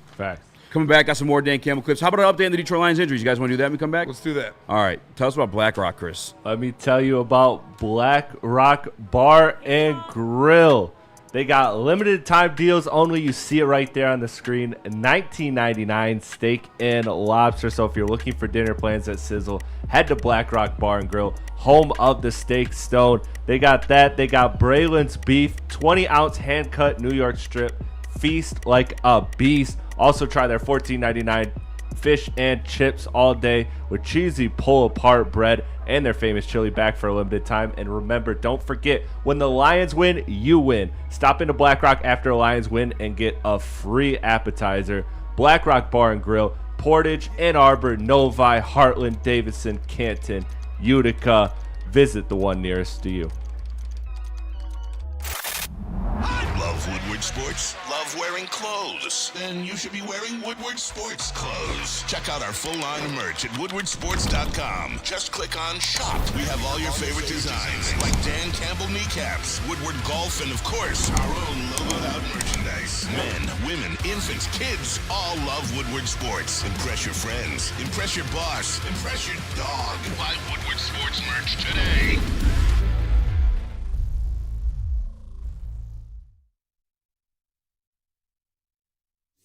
Big injury? injuries? Big news. Twice a week, Dr. Jeff Pierce from Michigan Sports and Spine joins Woodward Sports Network for the Injury Insider Report. Big D Energy Tuesdays at noon. Braylon Edwards and Shep Thursdays at 3:30. Get expert analysis and in-depth breakdowns on the latest sports injuries from the man trusted by top athletes in the community, like D-Mac. Whether it's the Lions, Pistons, Tigers, or Red Wings, Dr. Pierce talks us through it all. Don't miss the Injury Insider Report with Dr. Jeff Pierce, your go-to source for understanding the impact of injuries on the games and players we love. Only on Woodward Sports Network. Scan the QR code on the screen or go to MichiganSportsandSpine.com to see if Dr. Jeff Pierce can help you.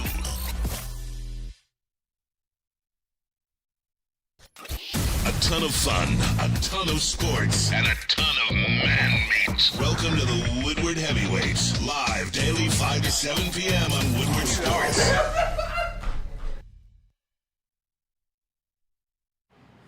Buddy's Pizza, guys, it's not just pizza. They got the pastas. They got the salads. Go in their in-store locations. They got bars there. You can drink and watch the game. We watched the Detroit Pistons in the NFL draft last year at Buddy's Pizza in downtown Detroit. But they got multiple locations. Just find one near you by visiting buddyspizza.com. Get 10% off your order by using promo code 10mil. They've been around for 79 years. You wonder why? Because they're the best, like DJ Khaled. It's buddyspizza.com. The best. We the best. What up, though? Welcome back to Woodward Waits Live, WoodwardSports.com. Means you must be more reaction on Chris, Nicholas Koloff. Burn. Shout out to Jeff, by the way, too. This popped in my head. How much is this defense going to feed on Jake Browning? ? Hutch might break the sack record this Sunday. It's gonna be pretty nasty. I would be very surprised if they had Jake Browning do any more than 3-step drops because he's gonna be running for his life. Joe Flacco did not have a good day. He was getting his ass whooped. Yeah, I think I said it at some point during the broadcast, but I was like, at this point, Joe Flacco knows what kind of cologne Aiden Hutchinson's wearing. Mm-hmm. He knows the type of what aisle he's at in the deodorant department too. He was all over. You think they all use the Jared Goff? Go off. The Jared Goff Old Spice? I would. I would too. If I was an offensive lineman, if I was Graham Glasgow, I mean, I kind of am. I'm about as close as it gets. But I would use the Jared Goff Old Spice every single day. So when Jared Goff's smelling his hands after putting it on your nuts, it smells like his scent. I think that would just be funny. You guys see the Jared Goff chants take over at Ann Arbor? No, what was for it? The Zach Bryan concert. What happened? The JG chants were loud and proud in Ann Arbor in the big house for a Zach Bryan concert. It was like the loudest I think I've ever heard him. That is sick. It's a car noir. The Bengals are banged up. That's probably one of the reasons we'll whoop on them. They're banged up. 9.5 point The Bengals favorite. are banged up. The Bengals are banged up. I think, real talk, real quick, before we get into anything, that's a game where you can win a lot of money. Yeah. Because it's going to be a shootout both ways. I think we're getting down. We know how our offense, we just don't take the brakes off. No. Like No, maybe the fourth quarter we'll start running the ball to get the clock out. But Probably not. Yeah. Bets galore. I cannot wait to see the over-unders this week. Yeah. On that game. Yeah, I made some money off of Amon-Ra St. Brown. Congratulations. You just got my Amon-Ra guy. St. Brown. I told you he was going to score a touchdown. He scored a touchdown. 2, right? 2 of them. Yeah. 2 of them He things. leads the league in receiving touchdowns right now, I'm pretty sure. He is the best. He is the best red zone threat in the National Football League. Yeah. He's so good. He's clinical in the red zone because you got to go one-on-one, and he will route the fuck out of anybody in front of him. Like the routes he puts on guys in the red zone, it's fucking nasty, bro. The play design, the routes, the chemistry. Yeah. If you're talking 7-on-7, flag football, Jamar Chase, Jay Jettas, yeah, they're probably that. The flashy. And got the chains. Padded football game. We need a little bit of grit, some blocking. You know what I'm saying? Some fuck you, get off me. Amon-Ra St. Brown's the best wide receiver when it comes to that sport all day. Playing through like and I'm finally on board with that one. Like a broken something. Probably a Fucked broken up his knee to begin that game, by the way, too. and his hand. He was flexing his hand the whole game. Fucking Amon-Ra He St. was, Brown, I don't know if it was a broken knuckle or a jammed finger or something like that, but he was flexing his hand before he caught either touchdown pass. He was flexing his hand the whole game, and he catches 2 touchdown passes. I ain't gonna lie, I'm getting cooked. The guy is a monster, bro. He's so fucking good. But a real quick injury update for the Detroit Lions. I'm going to run out on the list, but a few guys were. One of the reasons it's going to be a fucking banger next Sunday is we missing some secondary guys. Mm-hmm. No, play either don't one. like We got that. TA banged up, and we got DJ Reed banged up. The DJ Reed stuff, a little bit more than the TA stuff. I'll let you guys. We'll get into that real quick before we got Dan Campbell talking about it. But first, I want to talk about this super chat in there from Charles McLean. Might not make some Tigers fans happy, but my 3 starters in Tigers Cleveland series: Skubal, Mize, Melton. I love but that. then you have 2 pitchers with no playoff experience. No Flaherty? I think Flaherty has to be in there, right? Yeah, for sure. I don't hate that though. I like Melton a lot. I think Ty Melton's your second best option Like, on don't the you mound. got to go with the hot hands? And then what baseball's about, right? Yeah. I think those Troy are your hot. Melton. Yeah, sorry. Ty Madden, Ty Melton, Troy Madden, Troy Melton. Those are hot hands. I think Troy Melton is your second best option out of anybody on the mound. I think it's Skubal, Melton, Finnegan are the guys I have the most trust in. Jack's looked pretty solid down the stretch. I'm going with Jack I have in that no faith spot. in He's Jack won a Flaherty. World Series. I think he's pitched a lot better, but obviously gotta win the first game with Skubal. If you don't win, you're not gonna win this series. Tarek Skubal needs to come out and get a win in Cleveland tomorrow, flat out. And I cannot believe this game's at 1 o'clock. So stupid. Pitiful. Horrible job by the MLB. Honestly, terrible. What are you doing? You got the best pitcher in baseball going up against a division rival in the playoffs, and you're putting this game at 1 o'clock on a Tuesday? This is Detroit. People gotta work. This is bullshit. It is pretty stupid. Honestly, it's pitiful. Pitiful. They did it last year though. They did it last We year. were watching here last year. Yeah. Disgusting. You can play either one, Jeff, and we'll go off of that. All right, we'll go with the DJ Reed one. Mentioned DJ.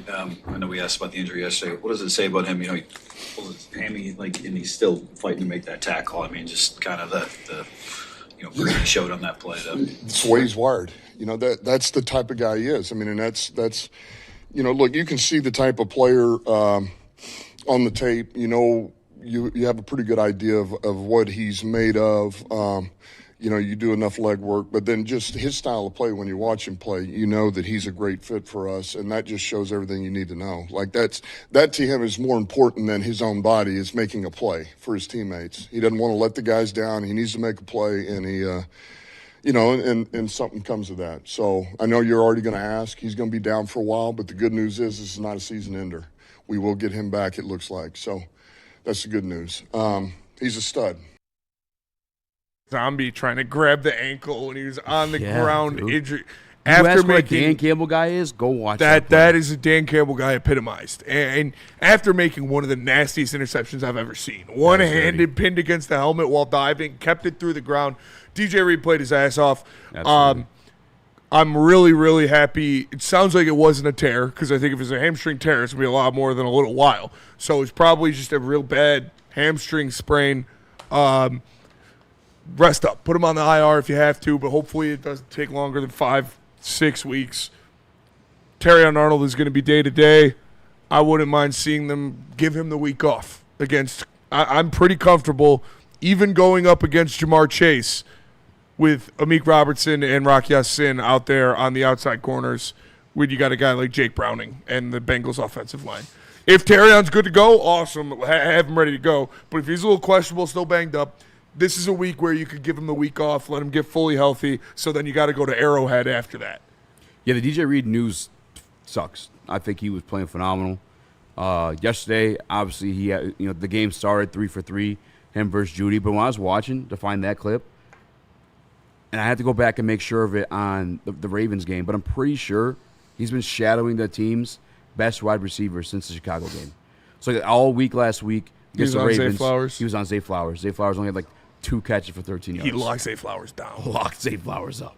This week he was on Jerry Judy. Yeah, the game started 3 for 3, but then was holding shit down. Had one of the nastiest interceptions, as you alluded to, in that one. And then obviously nasty pass breakup on a triple move where Jerry Judy, he stayed with him through all of them. Perfect hips, and then just DJ stinks. Reed's a dog, dude. It stinks, but you know what?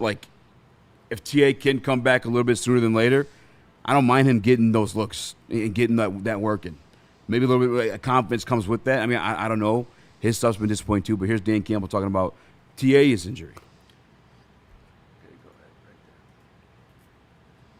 Any further update on TA? Yeah, I mean, I don't know. I don't think this is a huge thing, but the question is he going to be ready for this week? That would be really the question, you know. So, and if it's not this week, he should be back by next week for sure. He's been down for a while. Oh, that's good. Like I said, you're going up against Cincinnati. It's in Cincinnati, but it's no Joe Burrow. If TA can go, awesome. If not, I see Charles McClain in there. Do you move Branch to nickel and put Maddox at safety with Rock Ya-Sin and Amik Robertson on the outside? I think that's what I would do. I think you move Maddox to nickel. Keep Branch at safety. Keep Branch at safety because he's right now afloat. If he's at nickel, he's not on the field all the time. Yeah, that's true. Safety, he's on the field all the time.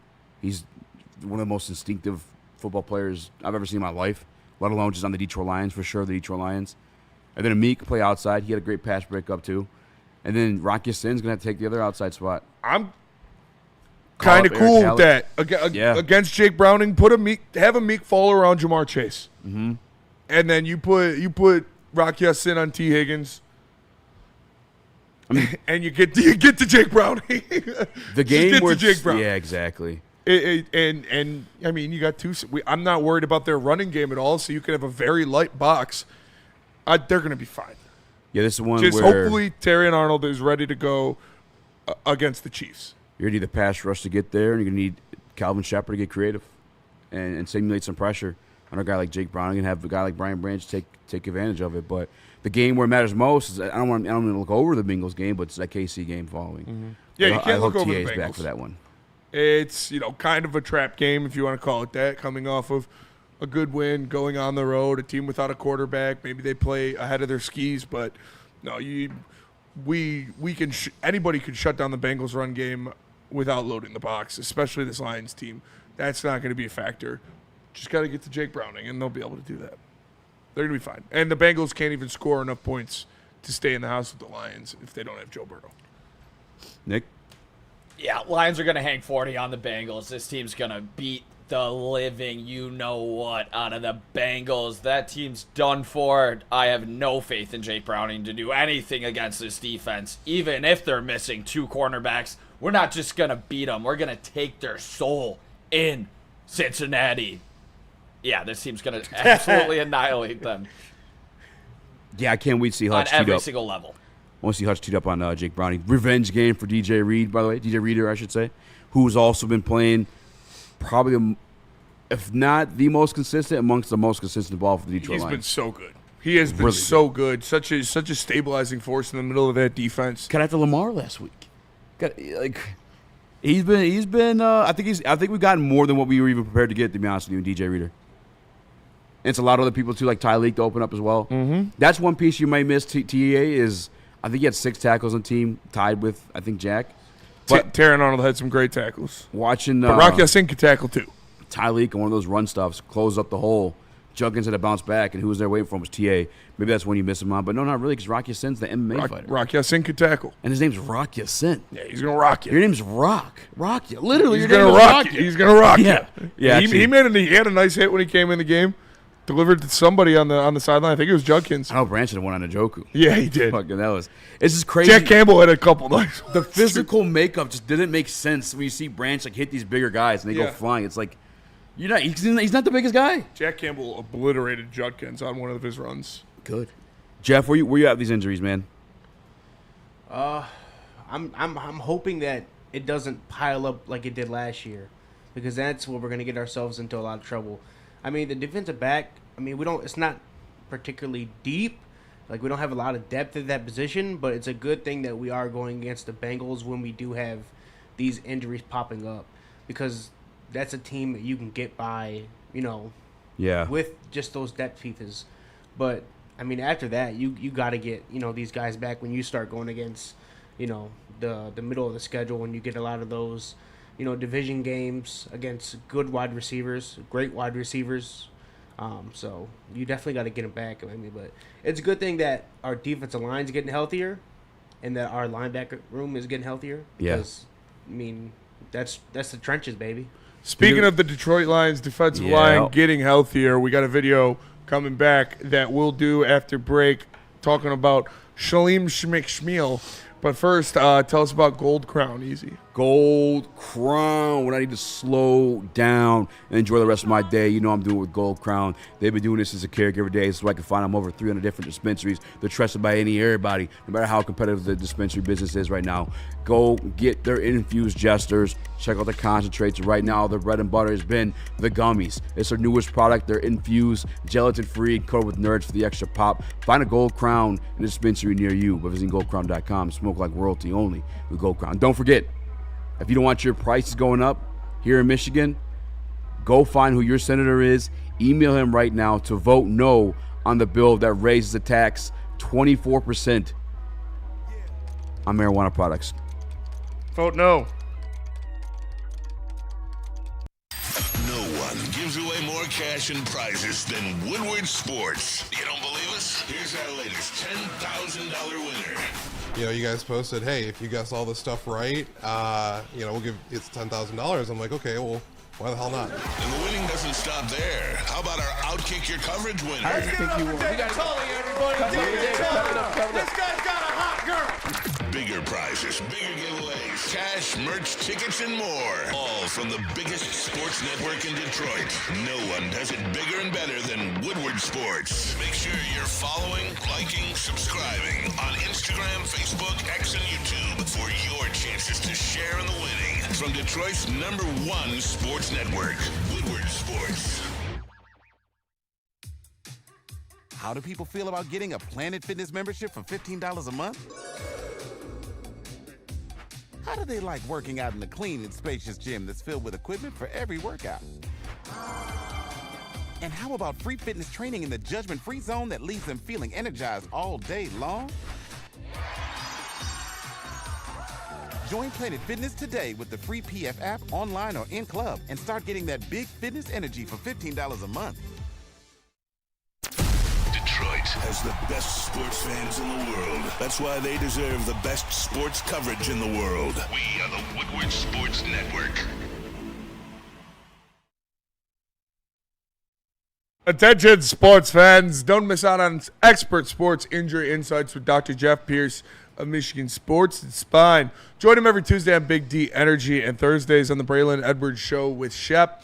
All of his visits powered by Michigan Sports and Spine and MRI of Southfield. Give him a call at 248-426-9944. It's Dr. Jeff S. Pierce. Speaking of the doctors, we got an update on Lee McNeil before we get back. Let me introduce you guys back.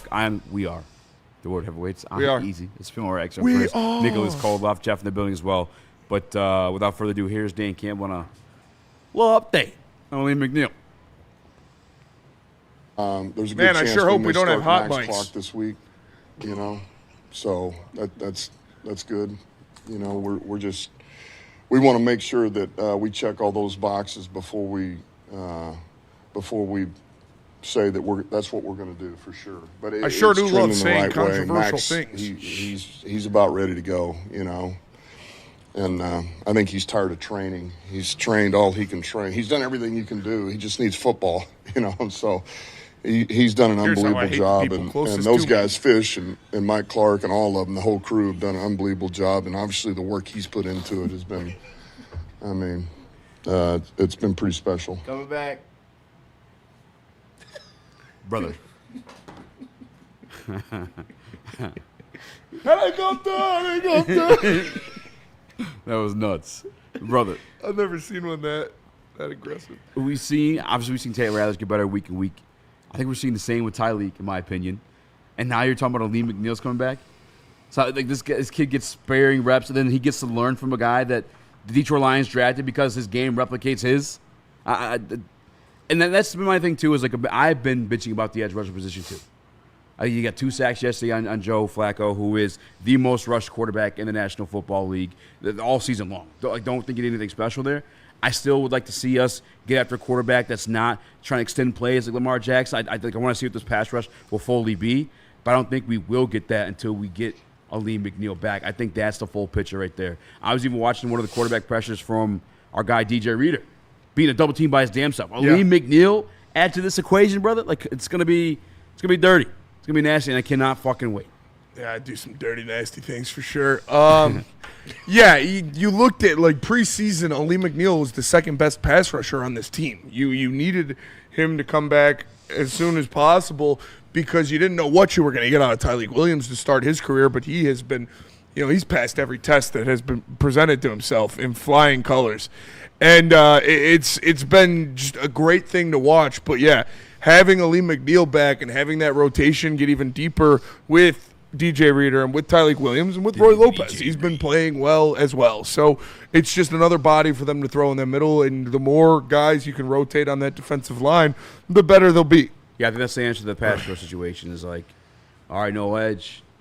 Here's Aleem McNeil. Like you said, he helped. I think he was the second most productive guy for you last year before he went down.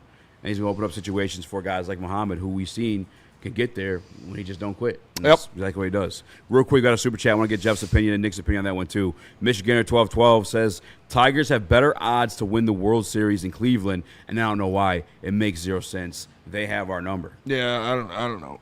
Yeah, maybe they think some of you Detroit bettors are suckers, and we'll take it. QB Michael G 122 with a super chat. He says, "Go Detroit!" with a bunch of emojis. Goddamn right, QB 23. Always, brother. Jeff, where you at with Aleem McNeil?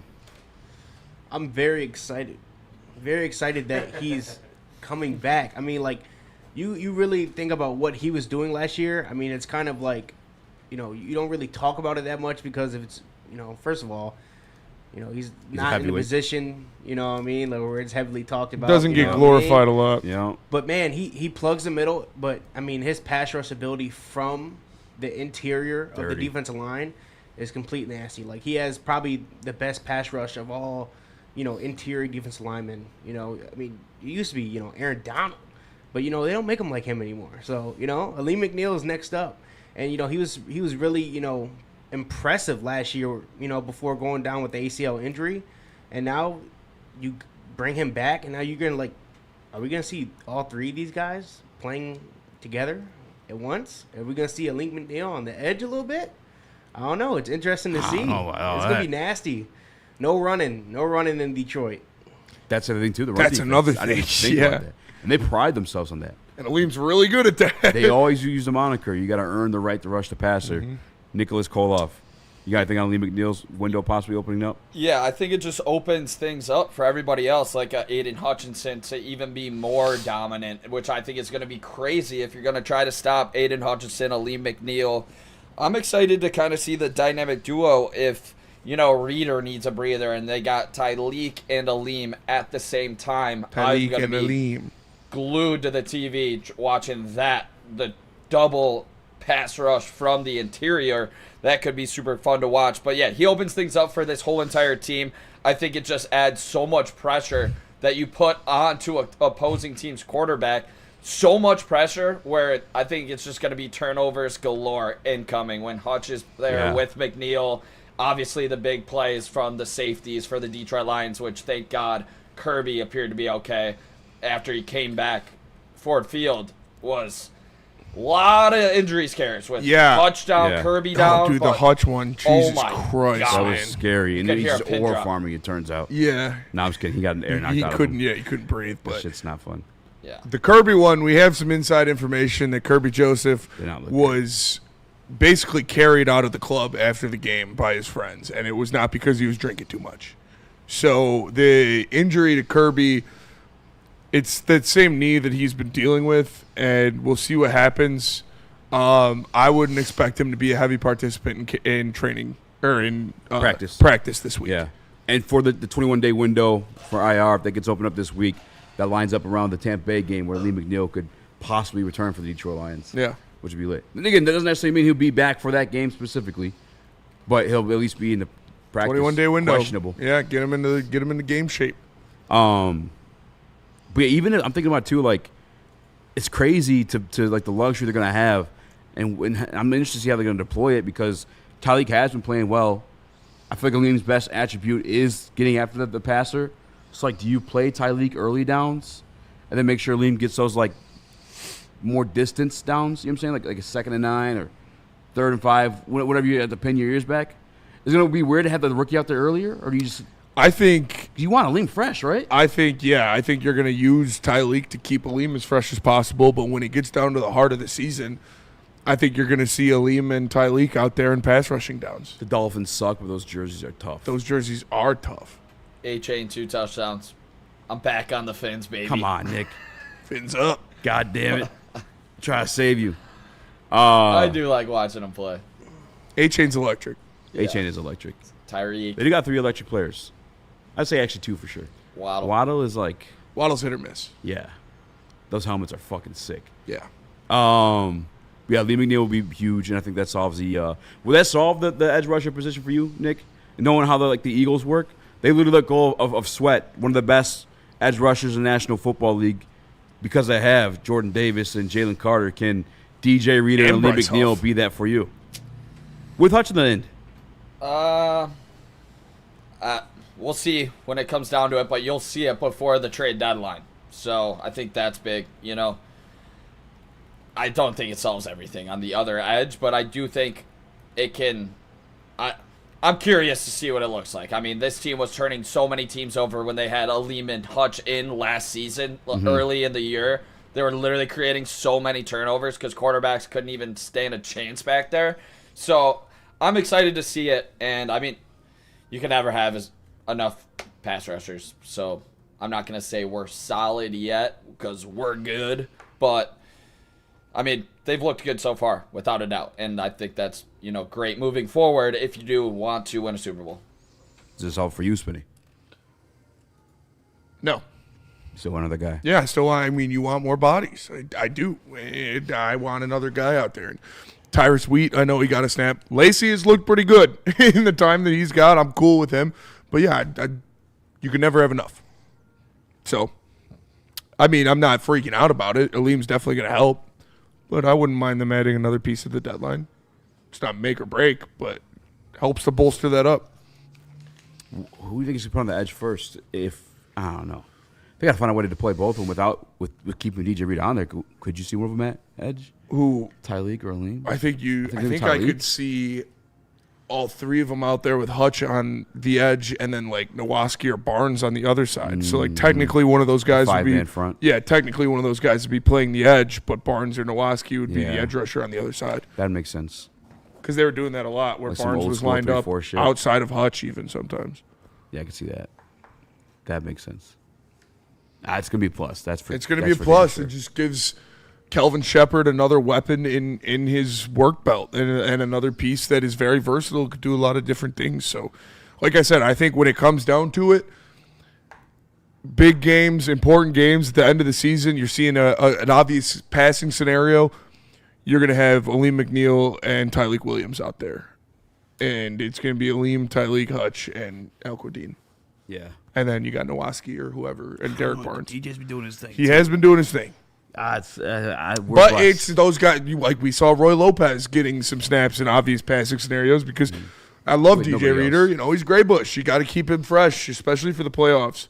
And the same with Aleem. So Tyleek's going to get a lot of work.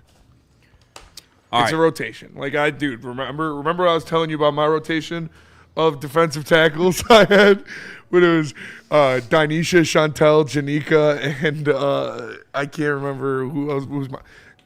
They were giving those girls hell out there, dude. I had them rotating in every couple plays. It was nasty. It was awesome. It was so much fun. All right, let's go to break. Come back. Do a heavyweight huddle? Yeah. Sounds good to me. All right, let's do it. Let me tell you about Loom Cannabis. Listen, you can go to loom.com. Use promo code WSN30 to get 30% off your order. They've got new buzzins coming. Apple cider, perfect for the fall. Whether you're at I don't know. Michigan, I'm pretty sure we read your super chat, unless you put in another one. The Tigers one? We did, yeah. We read it. Don't worry, bud. Promo code WSN30 to get 30% off your order. Like I said, apple cider buzzins coming. They're delicious, perfect for the fall. Tap in, loom.com, find a location near you.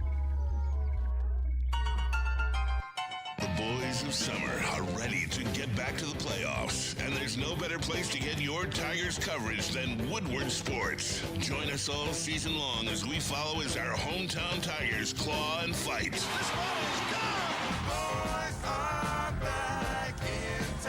Feel the roar with Woodward Sports.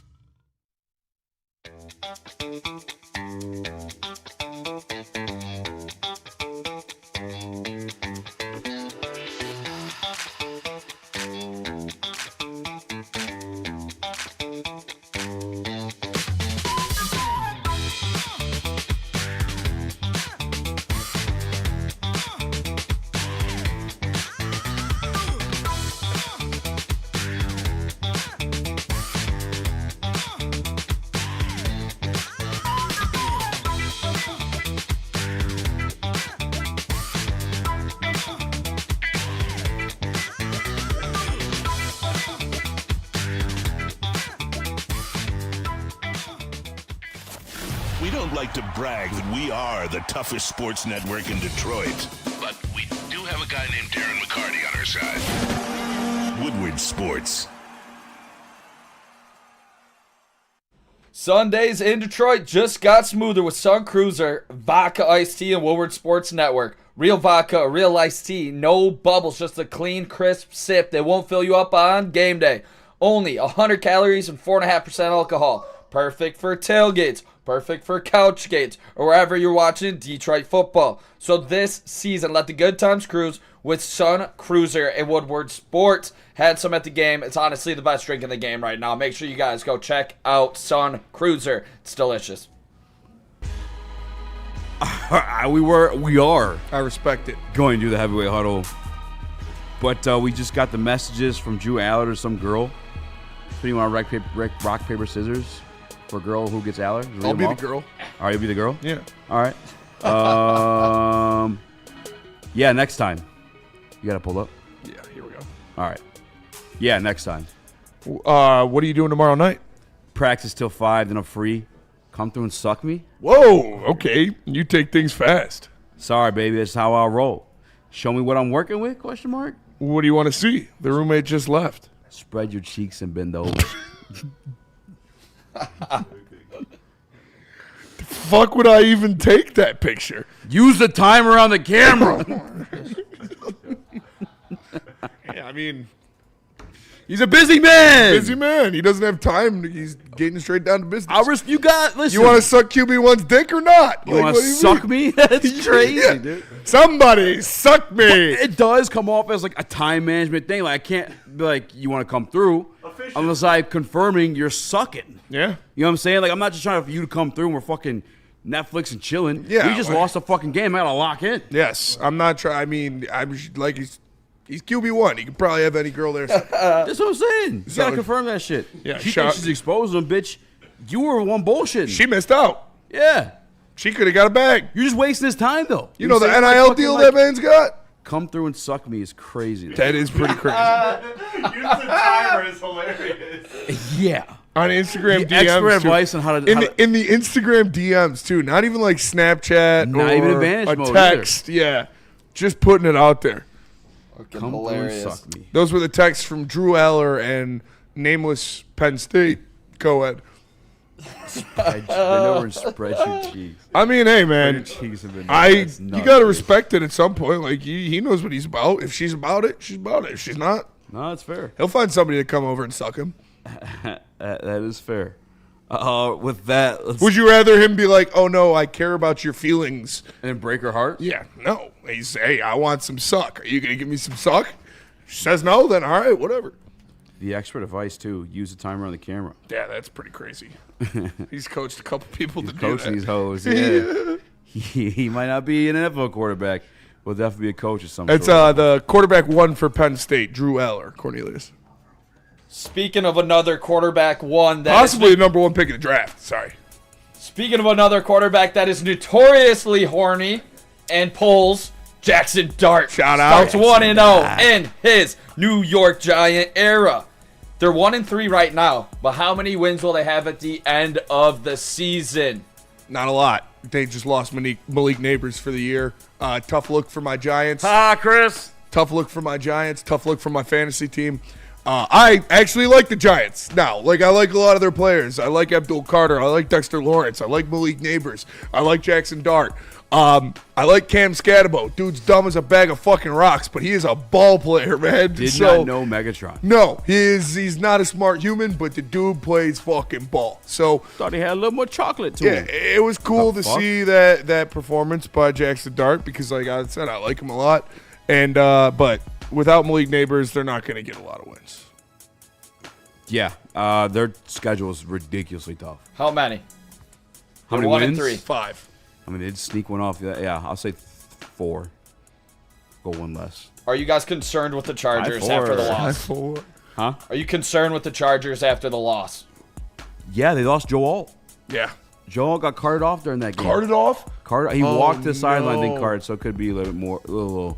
If they don't have Joe Alt, they're cooked. Yeah, they're cooked. You had 2 all-pro level tackles. Like, I think they'll still make the playoffs and stuff like that, but I think for any expectation beyond that, yeah, I think KC come through and have it with some dark devil magic the same way they do every single year. I mean, insane stuff. Yeah, that could have been a really special team. Rashawn Slater and Drew Alt stay healthy, or Joe Alt. I'm sorry. Speaking of KC, Could have been Chiefs a got really a good team, yeah. big win over Baltimore. Is KC back with the addition of Xavier Worthy? I mean, it made their offense look a lot better. Yeah. Like, obviously, Andy Reid said before the season, like, they're going to make it a point to going back down the field in the offense and attacking defenses down the field because, oh, my God. I mean, their run game isn't that good, and fucking Travis Kelce's cooked. So they needed Rashee Rice and Xavier Worthy. That was a big win in Baltimore. I don't know if it'll make him back, but hopefully he can keep them. Well, not hopefully because fuck the Chiefs, but hopefully for Chiefs fans, Xavier Worthy can keep them afloat until they get both Rashee Rice and Xavier Worthy back, which is like week 7, I think. I was never operating under the premise that they were gone. It's just they started the season off a little slow. Like it's the Kansas City Chiefs. I don't see them not making the playoffs or anything like that. But yeah, 270 yards, 23 for 37 or 25 for 37, 4 touchdowns for Patty Mahomes. And it's not really all Xavier Worthy. He had 5 for 83, but looks like Hollywood Brown was getting some work in. Juju Smith-Schuster. I mean, Isaiah we know Pacheco. like Jamo opens it up for the Lions. A guy like Worthy opens up the field Yeah. for everybody else in that offense. Tyquan Thornton too, who touched on yesterday. Yeah, I was blown away. I took the Baltimore Ravens to win that one, and it just did not happen. Yeah. Yeah, Casey's back for sure. Do the Ravens miss the playoffs?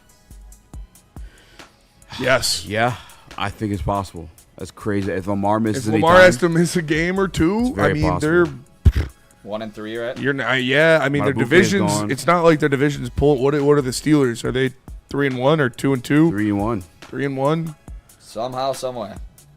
Always. That's his Pittsburgh Steelers being around 500 making the playoffs. If they don't turn, if Lamar Jackson has to miss more than like 2 weeks, yeah, they're probably gonna miss the playoffs. All right, fellas. Bad Bunny was announced as a Super Bowl Bad Bunny. halftime Bad Bunny. performance. Is this a hit or a miss by the NFL? So I think an initial miss, but once we're given the performance, a hit. I don't know a single Bad Bunny song. Neither do I. But Me when he neither. comes on, It gets. I get a little that Latin reggae shit. It hits, bro. It's feel good music. Yeah. It's gonna make you want to dance. All your wives are gonna love it. All your wives. All your wives are going to love Bad They're going Bunny. to love Bad Bunny. Like I said, I don't. He's It's not so really. good. I'm not familiar with any of his songs, but like Eazy said, you know it when you feel it, and you get the hips and the shoulders going, and it's feel good music. So I'm sure it'll be fine. Anytime, again, I don't listen to Bad Bunny. When he's on, I'm listening. It's You know Chris. what I'm saying? Oh, Chris found him. I'm calling my shot here. I put it on Twitter yesterday. Cardi B is going to be the surprise guest he brings Oh, out. for sure. He's probably have Cardi. God, no. He might have Drake. Does he have a song with Drake? Cardi B's ass is gonna stink does up have the a whole song with Drake. stadium. And I fuck with Bad Bunny too. I guess he went back to like the place he was from in Puerto Rico and put up a free concert on the gas station he used to fucking hang out around. That's hard as fuck. Yeah. That's pretty dope. That's Drake pretty will dope. come out And he was in after Kendrick. he was in Billy Madison too, or not Billy Madison too. Happy Gilmore. Yeah. He's pretty He was funny. good in that. He was good. Yep, I agree. All right, here we go, fellas. The Duval and the Jaguars with a big win. Is this Jacksonville team postseason bound, and is Trevor Lawrence officially back? I think they are postseason bound. I think with teams slipping and possibly falling off due to injury and other things like that, I think Jacksonville could sneak into the playoffs.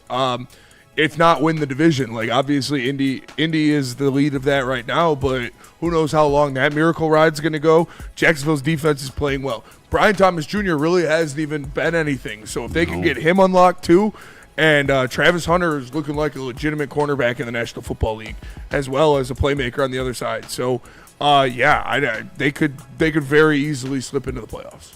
I got the schedule pulled up right now. I think that feel-good shit stops next week. Monday night against the Kansas City Chiefs. Following that, to play the Colts or Jaguars. Could be a coming out party. Could be coming out party. Officially contenders. Could be.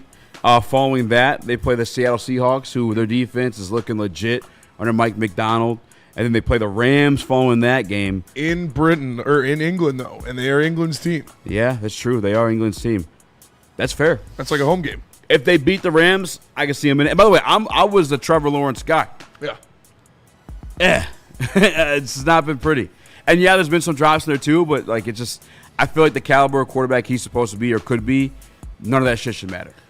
Luigi Gaming in the Woodward Sports Chat says, look up the Chambay by Bad Bunny. Probably not. I bet he's good. Jeff, what do you think? What do you put your hand up for? Did you guys see the post game of Liam Cohen? Yeah. Talking shit to Rob Saleh. My name out your mouth. Yeah, Keep my name out your fucking mouth, mate. And Rob Saleh would eat him alive. And Rob Saleh would beat the fuck out of him. But I like it. He would beat him into a pulp. I like it, dude. Fire him up. Fire me up, Duval. Speaking of coaches crashing out, Bears 25, Raiders 24. Oh, yeah. What do you guys think is going on with Ben Johnson? He looks like a serial killer. I think he is in over his head. I think he was supposed to be the savior of the Chicago Bears, and his team's just not that good. And he's not able to run what Dan Campbell does because he doesn't have the horses to do it. And he's not as charismatic and loved by his team like Dan Campbell is because he's not that guy that's been there, and he's not that guy that would die for you. Now, I think it's starting to reflect pretty bad. He's starting to crash out a little bit, and he's snapping at reporters, and he's looking at women like he's going to choke them to death and then throw them in the trunk of his car. Like he's turning into a supervillain in Chicago, and I think it's all the pressure getting to him. Now, he's still got a lot of time, obviously, in this season and in his tenure with the Bears to turn it around, but not off to a great start. He's kind of losing it. I think a lot of that shit's narrative, and we got to give it time. It definitely, though, if it goes that way, that's exactly what's happening. But they won yesterday. He's high intense, like just one of those super geniuses that I don't think he had, like you said, has the charismatic as Dan Campbell. But he's still like, if he gets the X and O's down there and they keep winning a couple games, they might be all right. But he's 2-2 right now. I can't really put them in that category right now. Eagles win at Tampa Bay 31-25. Does this solidify them as the best team in the NFL? No. What? I'm taking the Bills. Yeah. The reigning, defending Super Bowl champions of the world. Yeah, I gotta give them their fair due. Right now, they're the best team in the NFL. I think I'd take the Bills. If you tell me Bills, Eagles, neutral site, I'm taking the Bills. Bills almost lost to the fucking Saints yesterday. Yeah. I think the Eagles still are. I mean, you're undefeated. You just win in Tampa. Yeah, that team's going to be hard to beat. Jalen Hurts, big day. Saquon, not really a great yards per attempt. I'm honestly curious what's going on with him. So that was the heavyweight huddle. Shout out, Nick. Great job. Let's go to break. We're going to come back. We're going to do mailbag, and then we'll get out of here. Tell us about Caesars. Caesars, Easy's. I'll tell you about Caesars. If you think Ben Johnson's going to crash out, it's all going to crash and burn, go bet it right now on Caesars Sportsbook. Use promo code Woodward1000 and get up to $1,000 back in bonus bets. Hit me up for a personal code. But, maybe two of us could benefit from it. Get $100 a piece. Hit me up. I'll get you that promo code, Woodward1000. Check it out. Ever wonder what goes on inside the game? Deep ball's got a man and got him. Touchdown. Braylon Edwards. Join Braylon Edwards and Shep. Edwards has it. 10-5. Touchdown. On the Braylon Edwards Show with Shep. Bar looks in zone. Got Edwards for the touchdown. Where they dive deep into the heart of sports. Weekdays from 2 to 4 p.m. They're bringing you expert analysis, exclusive interviews, and a fresh perspective on the sports you love. Don't miss it, only on the Woodward Sports Network. You ready? It's 11. It's the Great American EV Sale at Feldman Chevrolet. With over 800 EVs on the ground, it's the largest selection in the state. Drive home a 2025 Equinox EVLT for just $159 a month, or a 2025 Blazer EVLT for only $179 a month. But hurry, the $7,500 federal tax credit disappears September 30th. The countdown is on. The Great American EV Sale is here, only at Feldman Chevrolet. Love Woodward Sports? Love wearing clothes? Then you should be wearing Woodward Sports clothes. Check out our full line of merch at woodwardsports.com. Just click on Shop. We have all your favorite designs, like Dan Campbell kneecaps, Woodward Golf, and of course, our own logoed out merchandise. Men, women, infants, kids all love Woodward Sports. Impress your friends. Impress your boss. Impress your dog. Buy Woodward Sports merch today.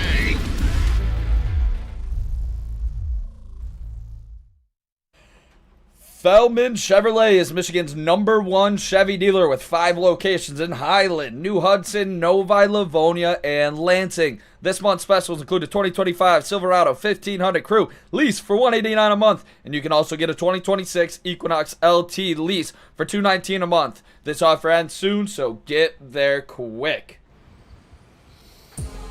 Monday night doubleheaders fucking suck. NFL, you fucking suck. How are you getting this wrong? How are you getting this wrong? They do suck. It's just absolute fucking arrogance. And both games suck. You fucking suck. Like, it's not even going to be, neither of these are going to be good games. Stop this shit. You're killing the lore of Monday Night Football. It's supposed to be prime time. You're the only team on. Even if they're fucking back-to-back, no one gives a fuck. It's late at night. There's East Coast guys here. It's just, stop doing it, please, for the love of fuck. Mailbag from KJ. Would you sacrifice the Lions win over the Bengals for a Tigers playoff series win over the Guardians? No. Tigers don't deserve it. Tigers do not deserve it. Charles McLean. Mailbag. Who has to step up in the playoffs for the Tigers? For me, it's Green. Green cannot strike out 3 to 4 times like the last couple of weeks. Yeah. Correct. Your stars have to be stars in the playoffs or you're not going to win, as the Yankees. As I've alluded to in the past, I believe Parker Meadows is a really big player for this team. If he's going good, this team scoring runs and stopping runs, what he's able to do in center field and at the plate, if he's able to get on base, is absolute menace. And I think if Parker gets on base and puts so much pressure on the opposing team's pitcher, Parker Meadows got to step up big time. Are you sacrificing the win over the Bengals? Yes. Gross. Fuck you, dude. I think the Lions are going to win this division even if they lose. And I think the Tigers are going to lose in the playoffs no matter who they see. I need all my licks back. The Bengals beat us that year, 22. I need that lick back. The Bengals and the Eagles back-to-back beat the living shit out of us. Remember that? Mailbag, how far do the Tigers get into the playoffs? This far. This far. I got them beating Cleveland. I don't. You think they could beat Cleveland 2 out of 3? Yes. Come on, Nate. Based on what? I think we have a winning record in Cleveland this year. Not on the last one. Do we? I saw a crazy I think stat. it was like, they would beat us at home and we would beat them at home this year, but we didn't swept beat them them at early home. in the year in Cleveland. And then we just lost 2 out of 3 to them last week. So we've taken 4 of the 7 games in Cleveland. So we do have a winning record there this year. We got Scooble on the mound. Let's fucking go. This team, time to wake up. Last Bengals matchup. I'd be surprised if they won a game against the Detroit Lions. They won 34-11. I'm being 100. I'm keeping it a buck. I'd like to repay that I'd be favor. surprised if they made it to Game 3. They have shown me nothing that means that they could beat Cleveland in this series. Yeah, dude. Their offense is dead right Scooble. If Scooble goes 8 scoreless, then they'll hopefully make Game 3. But he still needs to run support. He still needs to run support, and he kind of has to go 9 scoreless if you want me to be 100% certain that they're going to win the game. Because I don't trust anybody out of the bullpen, and I don't trust this offense to score more than 2 runs against the Guardians. Jeff, Hefe. Well, the Tigers Eazy. have been let me down. They've been absolutely embarrassing to the city of Detroit lately. But you know what, Nick? I've seen that they were celebrating pretty hard over making it to the playoffs. Hopefully, that maybe get them in good graces with the baseball gods. Maybe, I don't know. Something needs to shake for these Tigers. Maybe they come into this game, Scooble on the mound. They're pissed. Scooble's pissed. I know he's going to be pissed. Yeah. And when he's pissed, he plays better. So I'm ready for it. This organization doesn't even believe that they're going to beat the Guardians. They already winterized Comerica Park. They took out all the vending machines. Really? They don't think there's going to be a game in Comerica Park again. I just saw a promotion for Divisional Game 3. I'm sure you did. We'll see. I think it takes off so much pressure that they had on them, just that they did make the playoffs, because they were obviously pressing. This was an epic collapse down the stretch, and every single player was feeling it. When they finally won that first game in Cleveland, you saw all of the, the relief, or not in Cleveland, against the Red Sox, the relief of this team. I think they come out and they play free. Everything's behind them, Jeff. I think that they can win against the Guardians, and hopefully it sets up for Scooble to be able to pitch against the Mariners if that's the matchup. So you're going to have to score runs, though. I mean, flat out. This team has not hit down the stretch at all. They got to score runs. But when you get men on base, yeah, the you situational. have to capitalize. Yeah. You Come can't through and have, suck me. Like, this always burns the Tigers. You have Riley Green hitting home runs, Spencer Torkelson hitting home runs. There's nobody on base. That's only one run. Need to see Kerry Carpenter wake Get that some up, people too. on base. That's what Stephen Kwan texts the Tigers before every fucking series. Come through and suck me. Well, hopefully they're not sucking anybody tomorrow and they can get that victory in Cleveland, but fingers crossed. That'll do it for us today. Appreciate you guys tapping in. Make sure you smash that like button. For Eazy, for Nick, for Chris, for Jeff, I am Spencer in the Glizzy suit, hopefully for the last time. We'll see you guys later. Peace.